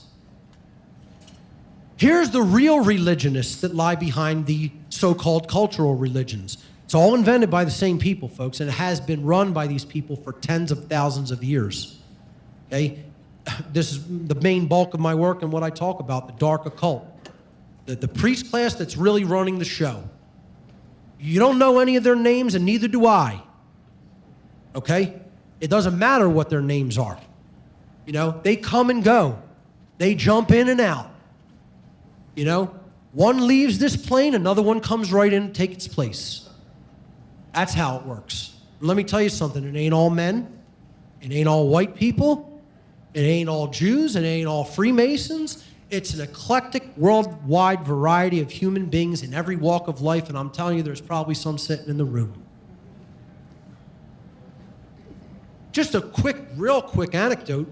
I amazingly synchronistically in my life passed on the streets of Philadelphia 2 Satanists in the last couple of months that I worked within the satanic institutions when I was actively involved. I passed by 2 Satanists on the street within the last couple of months. They didn't see me as I passed them because I was in a car both times. And I'm telling you, if I passed by 2 people that I personally recognized from my involvement, I am guaranteeing you they are all around us. My attitude is starting to be readjusted about the numbers of these people. The numbers are bigger than I think I had previously imagined. Because if that kind of frequency can happen, I guarantee you there's so many you have absolutely no idea. So this is something, this religion is ancient. You have to understand, these people have been breeding on the earth for a long time. And they've been performing these eugenics operations for a long time. I'm not trying to make them sound all-powerful and that we can't stop them, but I'm just trying to help you to understand. You have to really understand who's running this show. We don't live in a matriarchy. We don't live in a patriarchy. All myths. Neither one of those things exists or has existed. Contrary to neo-feminist propaganda, we do not live in a patriarchy, nor do we live in a matriarchy just because women have been conditioned to condition men and to influence them to obey the control system. That doesn't mean we live in a matriarchy, okay? We do, however, live in what I refer to as an occultocracy, a society that is ruled covertly by a hidden priest class of dark occultists who use their advanced knowledge of the human psyche to mind control the overwhelming majority of the ignorant human population. The occultocracy comprise a small subset of humanity who believe that they are super worthy and that they are on their way to becoming gods on earth. Out of control, ego and selfishness is the essence of their satanic religion. They have inculcated us with their own ego-driven belief system, which has replaced our traditional moral values and has become pervasively entrenched in our culture. That's the problem, folks. The problem isn't that there's a subset of Satanists running the world. The problem is they've given the bulk of humanity their psychopathic mindset. That's the problem. And until we break the bonds of that psychopathic mindset, don't expect freedom. Don't expect positive change. Don't expect anything but more death. That's what this cult is about, and that's what they're going to give us till we wise up. You have no choice. You have owners. Probably the greatest politically oriented comedian ever, George Carlin. Neo-feminism is, at its core, a communist and satanic agenda.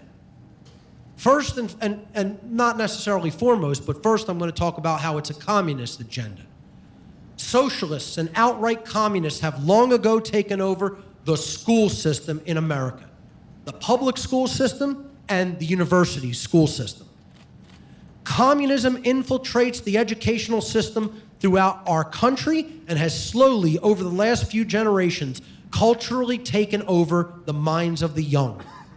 I'm telling you, the younger generations of this species are the absolute most mentally enslaved generations that have ever been born. It's sad. It's a sad, sad, sad thing. And it's a testament. It's a testimony to how well this enslavement agenda is proceeding and working through the school system. If anybody within the sound of my voice, get your children out of public schools and homeschool them. Their minds are being destroyed in the public school system. They are being blatantly programmed to accept communism. All 10 planks of the Communist Manifesto are in place in America. Not 1, not 3, not 5, not 7, all 10. Do the research and understand what the actual tenets of communism are, and you'll see all of them are in place. This makes this nation a de facto communist regime. And sadly, most people in America cannot even define what communism is. They don't even understand it's the takeover of the means of production by the state. They don't understand it's a system of enslavement. They think it's a worker's paradise. Absolute bullshit propaganda put out by dark occultists. That's all. They want people to think it's an absolute paradise to be a working slave for the party members at the top who are an occultocracy. The cultural Marxist plan to wage a covert war on America through a long march through the institutions was formulated by the Frankfurt School think tank under the direction of Italian communist Antonio Gramsci. And if you don't know who this guy is, you better get online and start typing his name in some search engine and reading all about it. Because he's probably one of the biggest cultural influences in this country and nobody even knows his damn name. Realizing America could not be conquered easily from without, Gramsci's plan was to weaken it over time by infiltrating its institutions and creating socially divisive issues and strategies. This would produce the long-term effect of dividing the genders and destroying the familial dynamic, the familial bonds between man and woman in society. You have to weaken those bonds to weaken the society at a core level. This would pave the way for the takeover by the party. And it ain't gonna look like that party there. It's more gonna look like political gulags and concentration camps and starvation of mass numbers of people, like it always does in this failed bullshit system that people still think is so idealistic and desirable. If you think that way, you got your head up your ass. Here's some quotes from communists. V.I. Lenin said, "Give me 4 years to teach the children, and the seed I have sown will never be uprooted." Yeah, that's called the university system. Nikita Khrushchev, who told America that communists would silently bury us and that our children would wake up and the country would all be communist already. And you know what? He wasn't lying, he was telling the truth, this sick, depraved occultist. They're getting it done. Because we're not on the same page yet. We're still not on the same page. It's almost mid-2016. Humanity still ain't on the same page about what's going on. Their head's still in their television and their mouths are still full of GMO food. Your children's children will live under communism. You Americans are so gullible. No, you won't accept communism outright, but we'll keep feeding you small doses of socialism until you will finally wake up and find that you already have communism. We won't have to fight you. We'll so weaken your economy until you fall like overripe fruit into our hands. Yeah, that's not happening. Don't worry about it. America, Joseph Stalin, America is like a healthy body and its resistance is threefold. It's patriotism, it's morality, and it's spiritual life. And I would suggest he's talking about the real patriotism, not the absolute nonsense kind of thinking that your country can never do any wrong. He's talking about patriots like me. That's the kind of patriots he's talking about. And you know what? He's absolutely right about that first part of the statement. That is America's immune system. And it's slowly growing.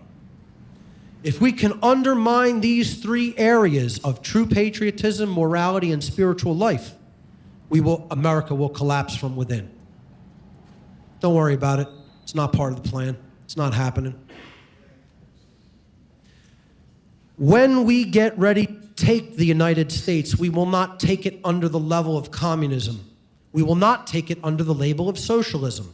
These labels are unpleasant to the American people and have been speared too much. We will take the United States under the labels we have made very lovable.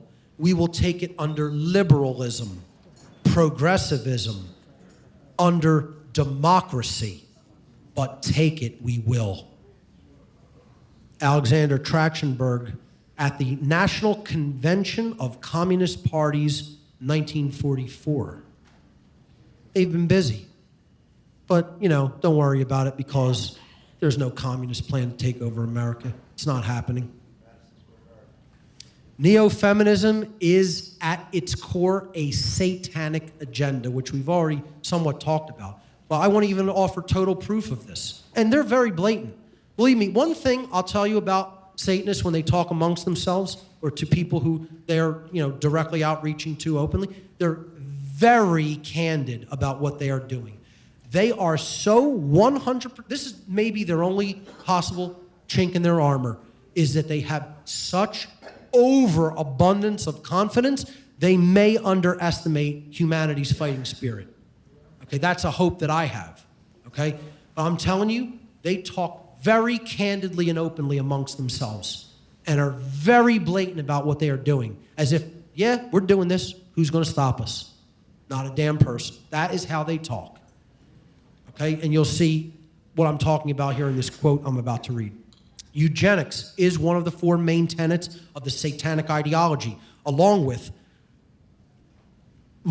selfishness, moral relativism, and social Darwinism. One of this religion's significant books, The Satanic Witch, is a manual on how to manipulate men to bring them to the selfish bidding of a crafty woman. It reads like a diary of the modern neo-feminist female. Quote from Zena LaVey, Anton LaVey, who wrote the book The Satanic Witch, which is a field manual for how women can completely manipulate and dominate men to bring them to their bidding, to do whatever they want, or to give them whatever resources that they want for their own selfish purposes. Zena was Anton LaVey's daughter at the time. She wrote the introduction to the book, The Satanic Witch, I believe its first and second printings. And here's her quote on page 2 of The Satanic Witch.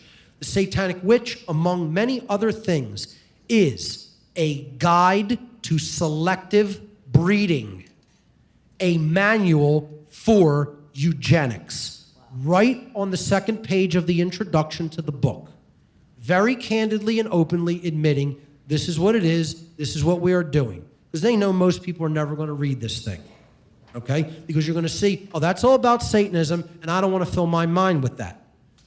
Well, if you haven't read the Satanic Bible, it's totally unacceptable. If you haven't read the Satanic Witch, it's totally unacceptable because you don't know the mindset of your owners. That's why. They're giving you their playbook out in the open because they're so sure you're not even going to be interested in what they're telling you they're going to do. See, this image I wanted to throw into the presentation because it represents, it's a perfect representation of that unholy feminine energy that I'm talking about, the destruction of the sacred feminine. You know, in biblical allegory, this is the Lilith energy. That's what we're talking about here, okay? This isn't about the nature of the female. This is about the absolutely egoic, mind-controlled state to want to be God, to want to control, that the feminine essence can be twisted into, okay? That's the Lilith energy. That's what we're talking about here, okay? This agenda at its core is based upon that unholy energy. You know, it's just a name, folks. So I don't believe in it as an actual embodied deity or anything like that. It's a conceptual idea that represents aspects of ourselves that could go completely rotten and perverted. So, the solution is to awaken the sacred feminine energy, the Eve energy, if you will, the Sophia energy. That's what needs to be awakened.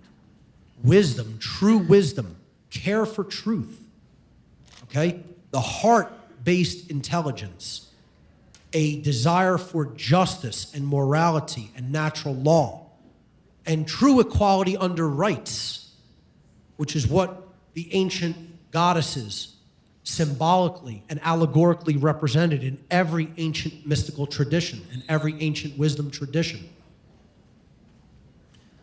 We have to embody, both men and women, the lost principle, care for truth.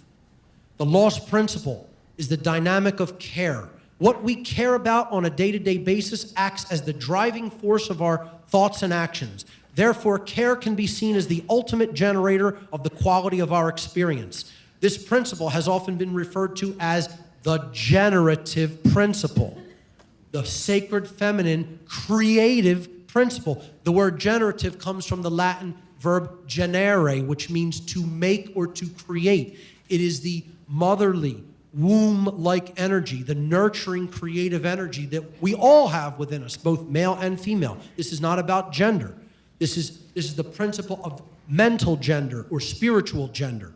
All beings, regardless of their physical gender, carry these qualities, both masculine and feminine, within us. Most people, however, don't care about the truth. They only care about what works in their favor, no matter how unfair and inhumane those conditions happen to be, or what the result of their getting happens to come from inhumane and unfair conditions. And you know what that ideology is called, ladies and gentlemen? Thank you. Repeat it after me. Satanism. That's what that ideology is called. Okay? That's what Satanism really is. It's not worshiping some devil entity. It's saying, I'm God. I'm the only one who matters. I don't give a damn about what's happening to my fellow human being. And as long as it's working out in my favor and to my comfort, screw everybody else. That's how people think you're a Satanist. And let me tell you something. The vast amount of, the overwhelming bulk of humanity are Satanists. They're not Satanists who are in the know, in the dark occult, who are actively directing this agenda, but they are Satanists nonetheless. They're de facto Satanists in their mind, in their emotions, and in their behavior. And that's where it really counts. And that conditioning leading to that, the living of that type of a lifestyle is what's keeping the world a prison. And until that mindset goes, we free ourselves of that satanic mindset, expect to live in a prison.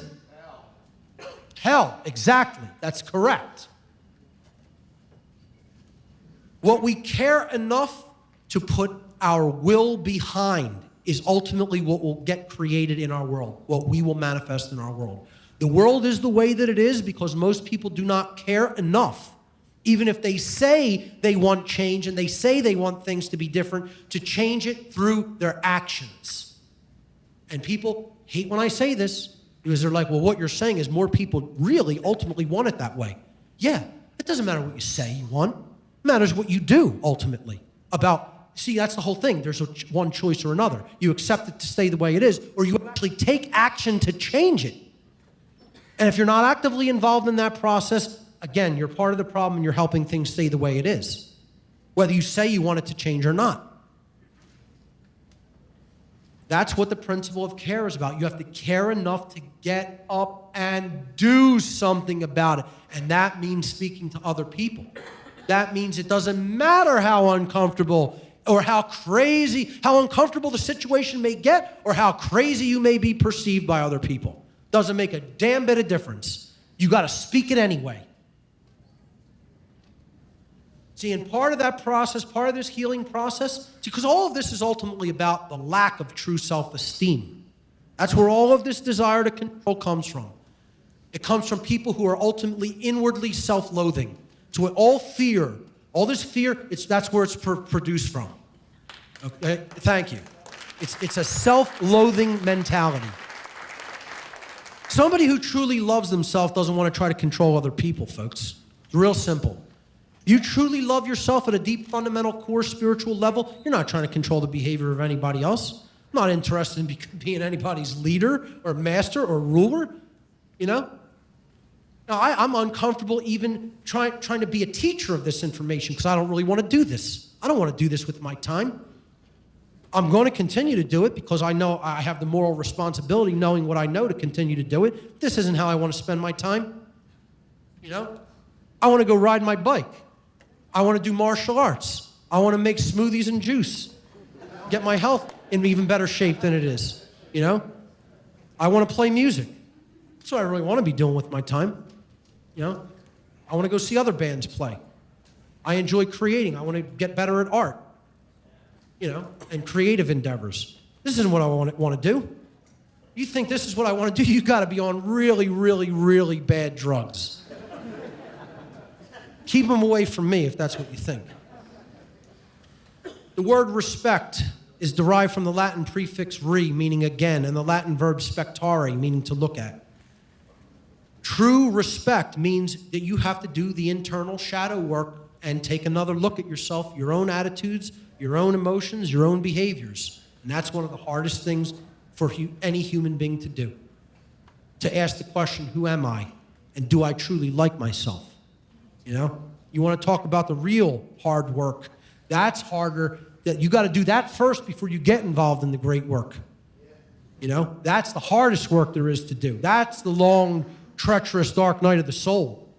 You know, where I almost lost myself, the connection to my higher self, and went into such depressed states that I contemplated suicide and, you know, just wanted to just not be alive anymore. You know, that's where that dark process will happen. But once you go through it, I guarantee you do that shadow work, you'll emerge out the other side transformed.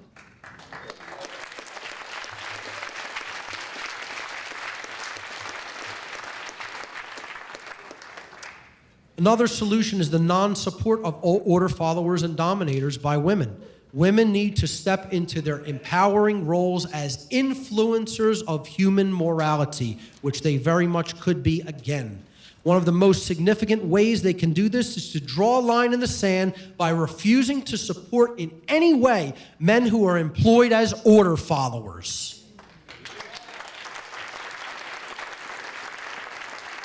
Any man accepting a job in which they engage in the initiation of violence and coercion should be encouraged by women to quit that immoral job and to find a moral one. This is called the concept in Eastern thought of right livelihood. And so many women are completely complacent in this regard, regardless of where the money that the man is making that money from. They're just happy to have that income coming in as long as it's going to provide some kind of comfort level for their quality of life. And I'm telling you, that's one of the biggest problems in all of this society. And that's what women have to start really changing their minds about. If you're involved yourself, or if a man you know is involved in doing something that is immoral or coercive, you have to dissolve that relationship with that person. Or you have to tell them, if this isn't rectified and changed and you're not doing a moral profession and you're not involved in right livelihood, the relationship cannot continue. You can continue to do that, but not with my support. Now, how many people are willing and prepared to do that? You know, even if it means discomfort. Nobody's telling you, I'm not up here telling you this is going to be an easy thing. Change is hard. You might have to suffer. You might have to go through hardship to do what's right. You know, it's not easy.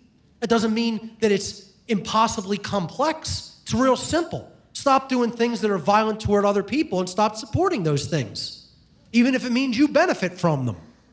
You know, I'm not doing a job where money is going to go to pedophiles, people who I know are pedophiles. You know, I don't care how hard that makes my life. I'll live at pauper level if I have to. I'm not taking a job that's going to withhold my income and send it to pedophiles. People I know who are raping small boys and girls. Not energy that I make. Sorry, you ain't getting that. Kill me if you want, but you're not taking it.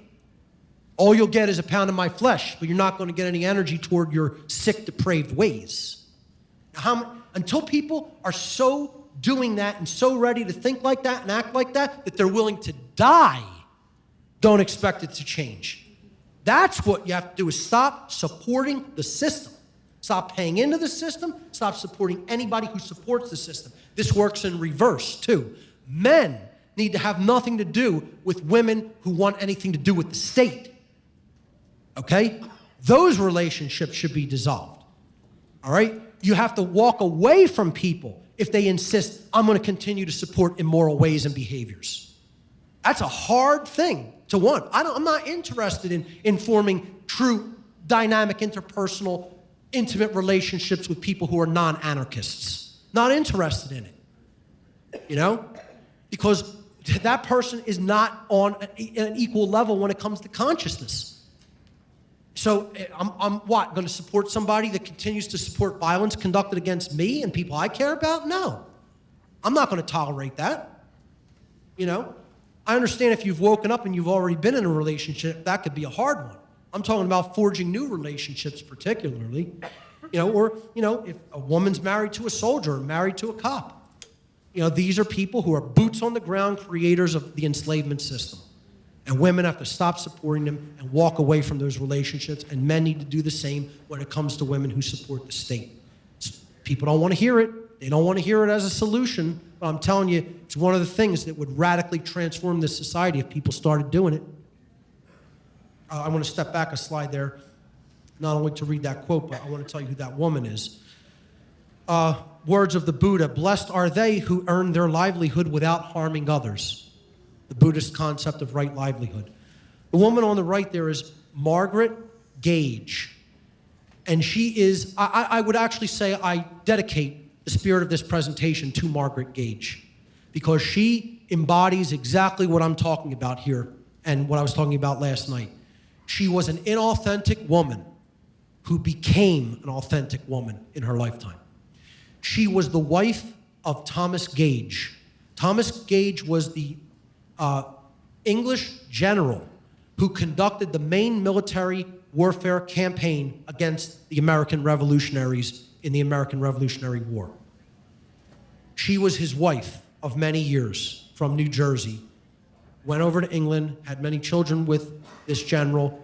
He was appointed to be the main commander of English troops in America. She came over here with him and had a change of heart when she saw the oppression that was being done to Americans, where she was born, by the British. And she got involved in the American Revolution as a spy, one of the first women spies. And she gave intelligence to the American revolutionaries about the movements of British soldiers at incredible risk to her personal safety. And without her, many of the battles may not have gone the ways that they went in the American Revolution. This is probably one of the bravest women who has ever existed on this continent, if not the bravest. And that's an example for women, to go through the radical transformation from the inauthentic woman who's with the dominator to the authentic woman who is supporting the true freedom rebel. Okay? Thank you. Could not ask for a better example of a genuine woman than someone like Margaret Gage. We have to invoke and create the sacred union, the holy matrimony between the sacred masculine and the sacred feminine, the sacred feminine principle of non-aggression and the sacred masculine principle of self-defense, and also the marriage within us of the sacred masculine of the logical mind and the heart-based intelligence. So intellect plus care. That's what true holistic intelligence is all about.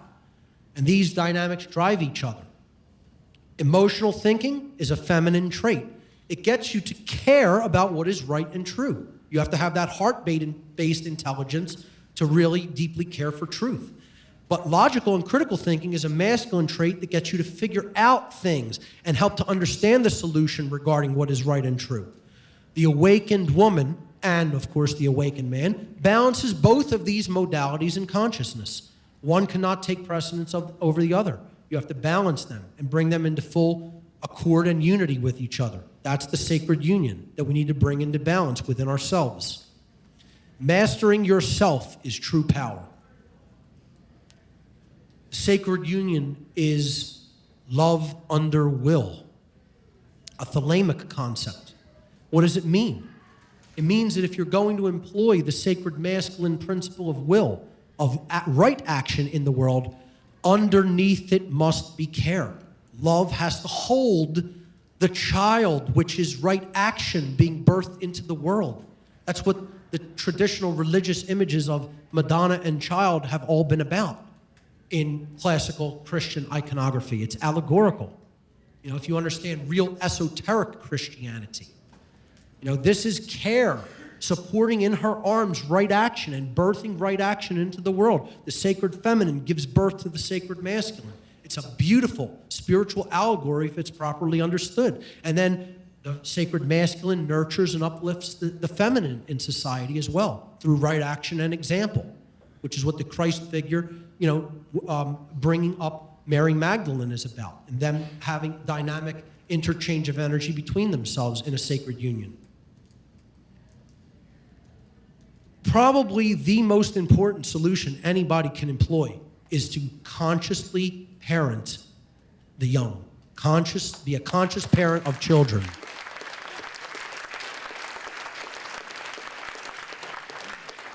Folks, do not sugarcoat the truth to your children. They will call you on your bullshit. Okay? Teach them the truth at a very early age. Do not try to shelter them from reality. Speak plainly and simply to them. They can understand. Okay? They're more resilient than you think they are, too. They can take more than a person who's already been conditioned for half their lifetime can take. Be honest with them. Feed them good nutrition, healthy, nutritious meals. Make them active. Build them up strong. They got to be strong beings. This isn't about just, nurturing them emotionally. It's got to be physical too. The emotions, of course, have to be there. But we have to build strong people who are going to actively resist this immoral system. Not only mentally and psychologically and philosophically, but physically if necessary. Incredible meme here. I will not sentence my children to a future without liberty. That needs to be every parent's primary concern. I've talked to actual parents and said they're taking freedom away not only from us, but the future generations. And I've heard back, all I can worry about is putting food on my table. I'm like, you don't love your children. I'll say that right to a parent's face, and then they'll get all over my ass for saying that to them and saying I have no room to talk because I don't have a child. And they'll say, oh, you didn't take the responsibility of having a child, so you're not qualified to say that? Bullshit. I'll say it right to a parent's face who says they're not concerned about freedom. You don't love your goddamn children.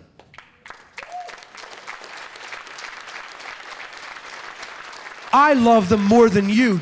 Just because you put a child out of your loins doesn't necessarily mean that you know everything that's going on in the world and what's best, what? Because I can't speak to that because I didn't have a child? Nonsense.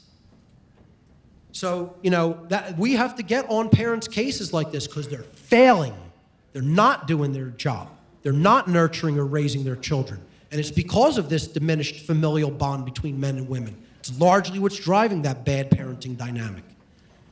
So I highly, highly recommend the works of Len and Honor on conscious parenting because he's done a lot of great work on that. And many others. Awakening the sacred masculine is as important as awakening the sacred feminine. And I'm talking about awakening this dynamic across the board in both genders, particularly in women. More women have to get behind the notion of legitimate rebellion. There are such things as legitimate physical rebellions, and they're not putting the line on there for no reason. It's an understanding of courage and sacrifice and what may have to be done, even though it's incredibly uncomfortable and distasteful. If your woman isn't a revolutionary, she will persuade you to be a slave and to accept those conditions of slavery willingly. That's why we need more women rebels.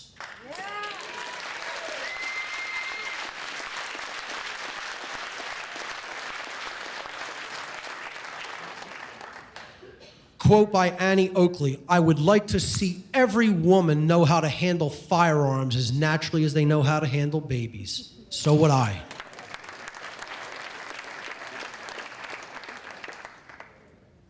Resistance is victory.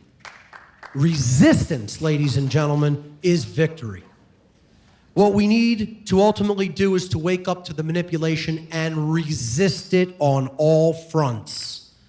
Information regarding this occult agenda can be extremely difficult for the victims of its manipulation to hear. And I'll tell you what, women are some of the biggest victims of this manipulation.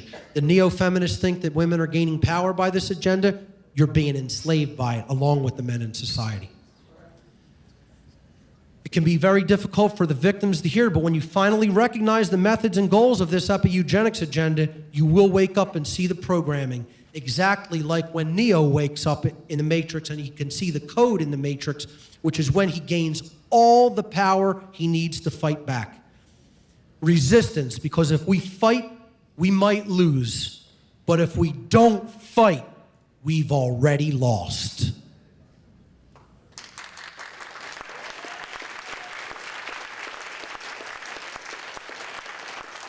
Folks, we're at war. It doesn't matter if you don't like the term fighting and resistance. You're at war. War is being waged on you now, already. It's not coming. It has been ongoingly waged upon you and your children. That's what has to be consciously recognized, and it's time to fight back. When the conscience is denied its freedom, when the workings of society hamper the artist, the musician, the poet, the philosopher, in short, the thinker, it is time for the instinct of rebellion to declare a state of war. That's where we're at. And make no mistake about that, ladies and gentlemen, that is not just, we're not talking about just the gender war. This is the worldwide spiritual war that is ongoing on this planet. And if we're going to win it, and yes, there is such a thing as winning it. Somebody asked me this question last night. Is there such a thing as winning and losing? Absolutely there is. Yes. You know, you don't like polarity? Tough. It's legitimate and real. Losing this war is being enslaved and making this planet a living hell, which is already rapidly on its way to being, if not already there. And winning it is being free, having and expressing your natural human rights as a being, and going on to higher states of consciousness and building things that we could scarcely even imagine that we can do, and realizing the true human potential. That's winning.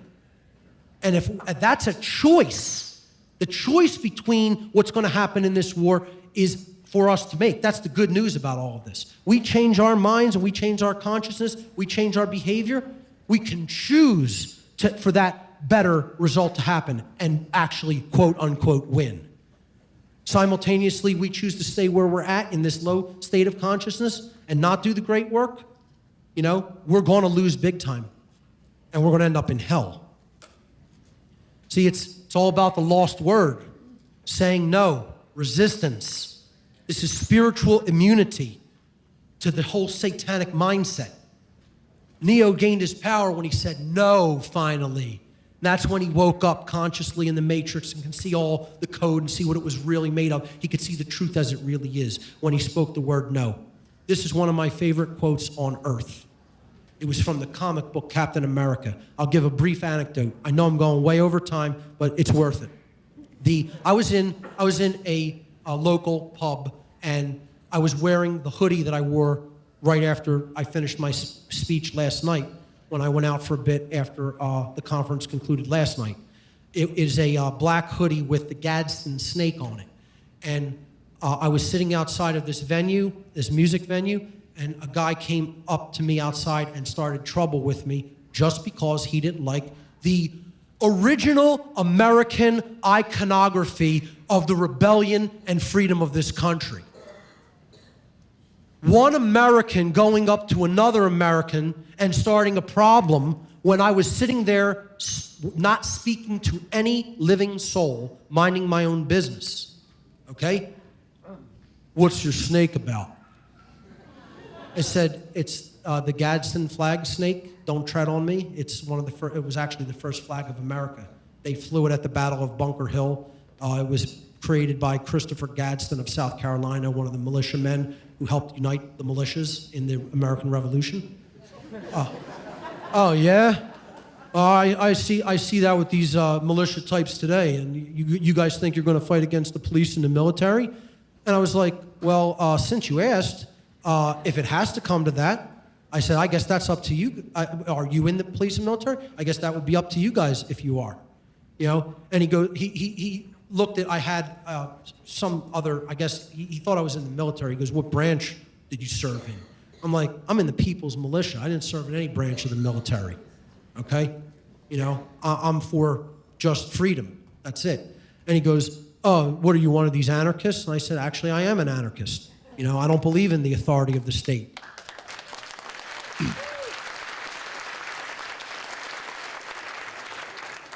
So his girlfriend was there and was listening, and I started to explain what anarchy meant etymologically.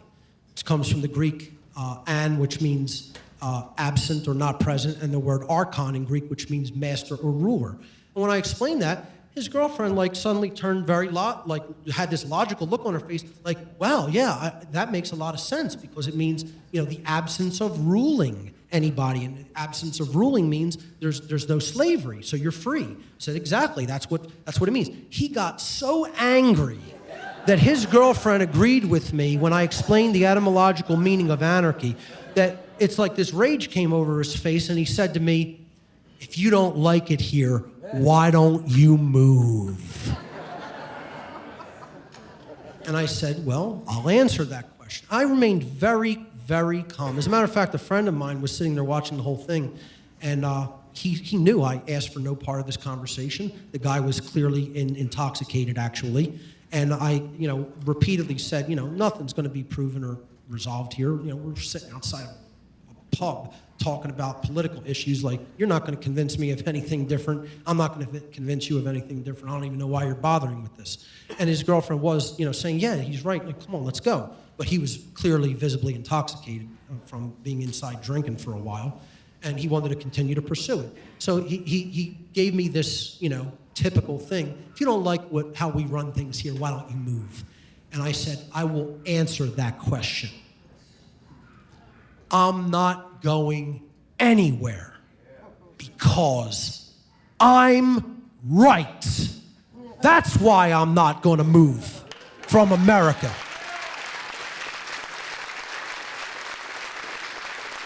Because I'm standing in truth and righteousness. I am in the right when it comes to moral reality. That's the reason I'm not going anywhere. I know the difference between right and wrong. I don't aggress against other people's rights, and no one should aggress against mine. And I'm living in those principles, and because I'm right about those things, don't expect me to leave. If anything, you should leave.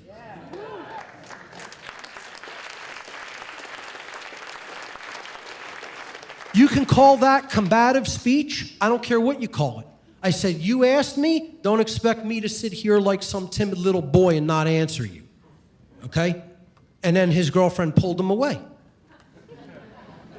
And I immediately thought of this quote from Captain America. Every time somebody says that to me, it goes right back to my childhood reading these comics. You know, and I remember this quote. One of my favorite quotes that he ever spoke in the whole comic book. And here's what it is. It doesn't matter what the press says. It doesn't matter what the politicians or the mobs say. It doesn't matter if the whole country decides that something wrong is something right. This nation was founded on one principle above all else, the requirement that we stand up for what we believe, no matter the odds or the consequences. When the mob and the press and the whole world tell you to move, your job is to plant yourself like a tree next to the river of truth and tell the whole world, no, you move.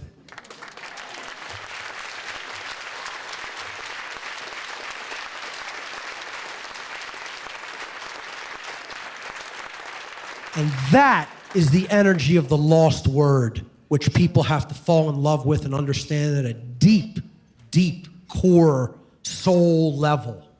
The word no is the most powerful word in the universe. When we say no, we reclaim all of our natural rights and we take back our power. And that means you have to be willing to defend those rights. Not just philosophically, but physically if required to do so. And that's what our ancestors understood. And that's what too many of us have forgotten. Particularly women have to develop the courage to let go. Attachment is a big spiritual stumbling block when it comes to how the true sacred feminine in all of us is manipulated. People want things to be orderly and peaceful and comfortable. We may not be able to get to where we want to go at the point that we're at in total comfort and peace and order.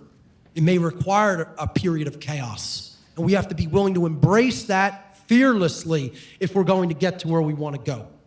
The control system has to go by any means necessary to dissolve it. It has to all burn down. Out of that chaos, the authentic man and the authentic woman will be the survivors, and they will build the new world. In a society, thank you, in a society that has destroyed all adventure, the only adventure left is to destroy that society.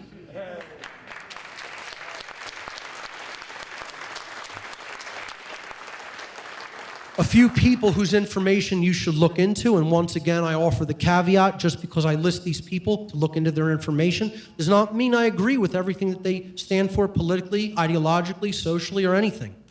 I just think they have some good information on the topics they talk about. Jim Keith, one of the greatest researchers that I've come across, he wrote the book Mass Control, Engineering Human Consciousness. If anybody hasn't read this book, it's unacceptable. It is a must-read to understand social engineering. John Coleman, who wrote the book The Tavistock Institute of Human Relations, and many others. Absolutely brilliant historical researcher. Camille Paglia, who wrote Sexual Personae. Absolutely brilliant discourse on neo-feminism. Stefan Molyneux, whether you like him, hate him, okay, or feel ambivalently about him, has put a lot of good work into the exposing of the neo-feminism agenda. Christopher Hitchens, again, politically leftist, but had so many great things to say about political correctness and how it's a form of censorship and the importance of maintaining free speech at all times. I think people would find value in looking up his work. Gary Allen, the author of None Dare Call It Conspiracy, a book that is out of print, but I'm telling you, you can go online and get it, probably for still pretty cheap prices.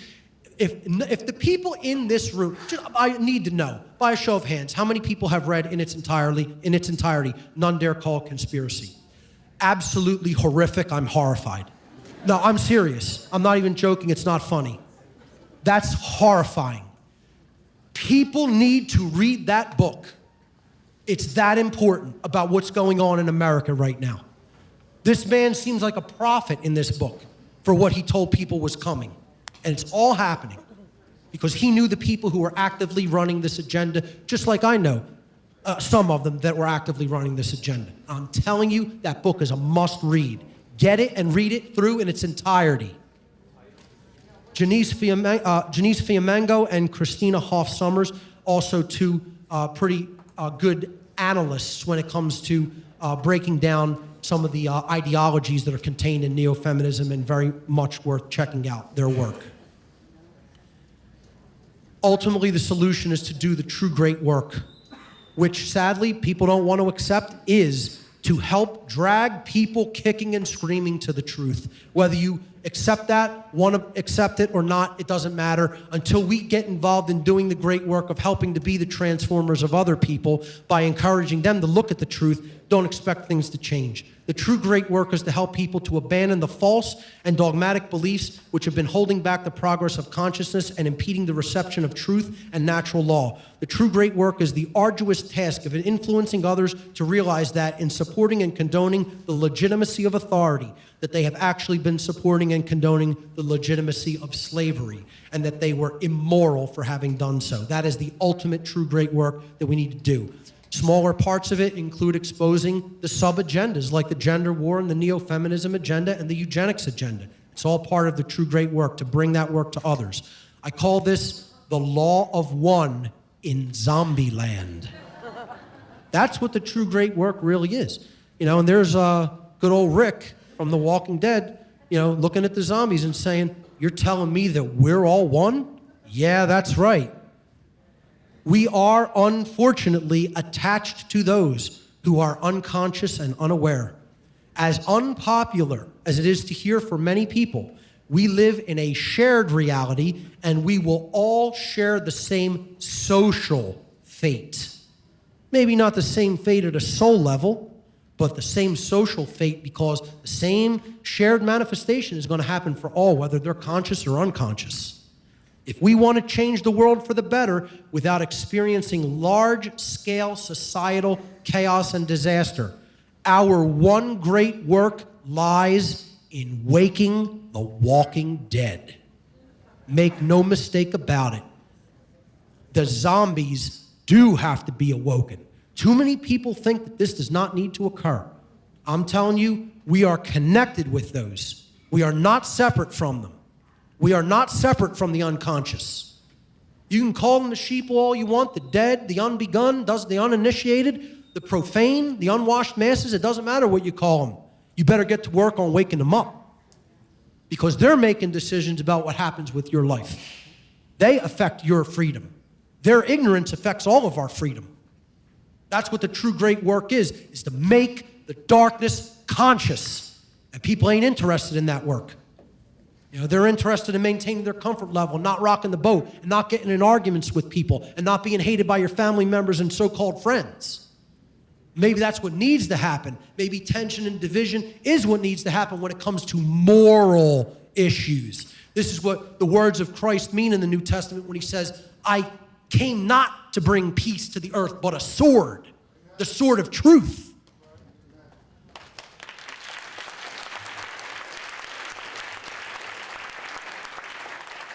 The goddess reborn. The unholy feminine currently reigns supreme in our world, but ask yourself the question, if women as a whole reawaken the sacred feminine within themselves, the principle of care, just how much would they be capable of transforming the overall consciousness of humanity?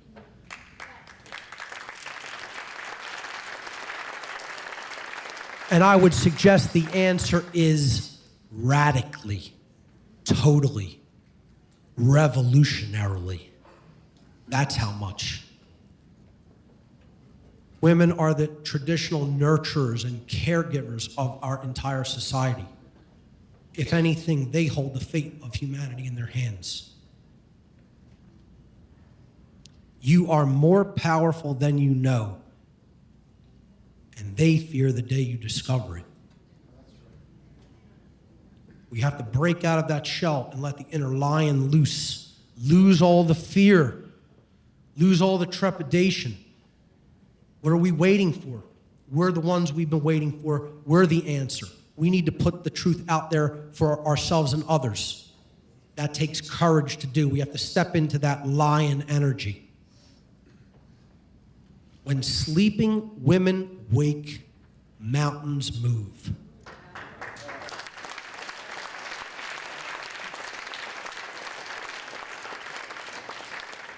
It's all about the sacred union, that sacred familial bond between man and woman that is the core strength of human society.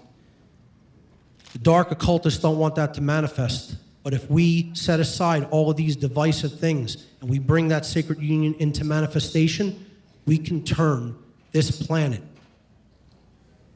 from a prison to a paradise. Ladies and gentlemen, thank you so much for your kind attention.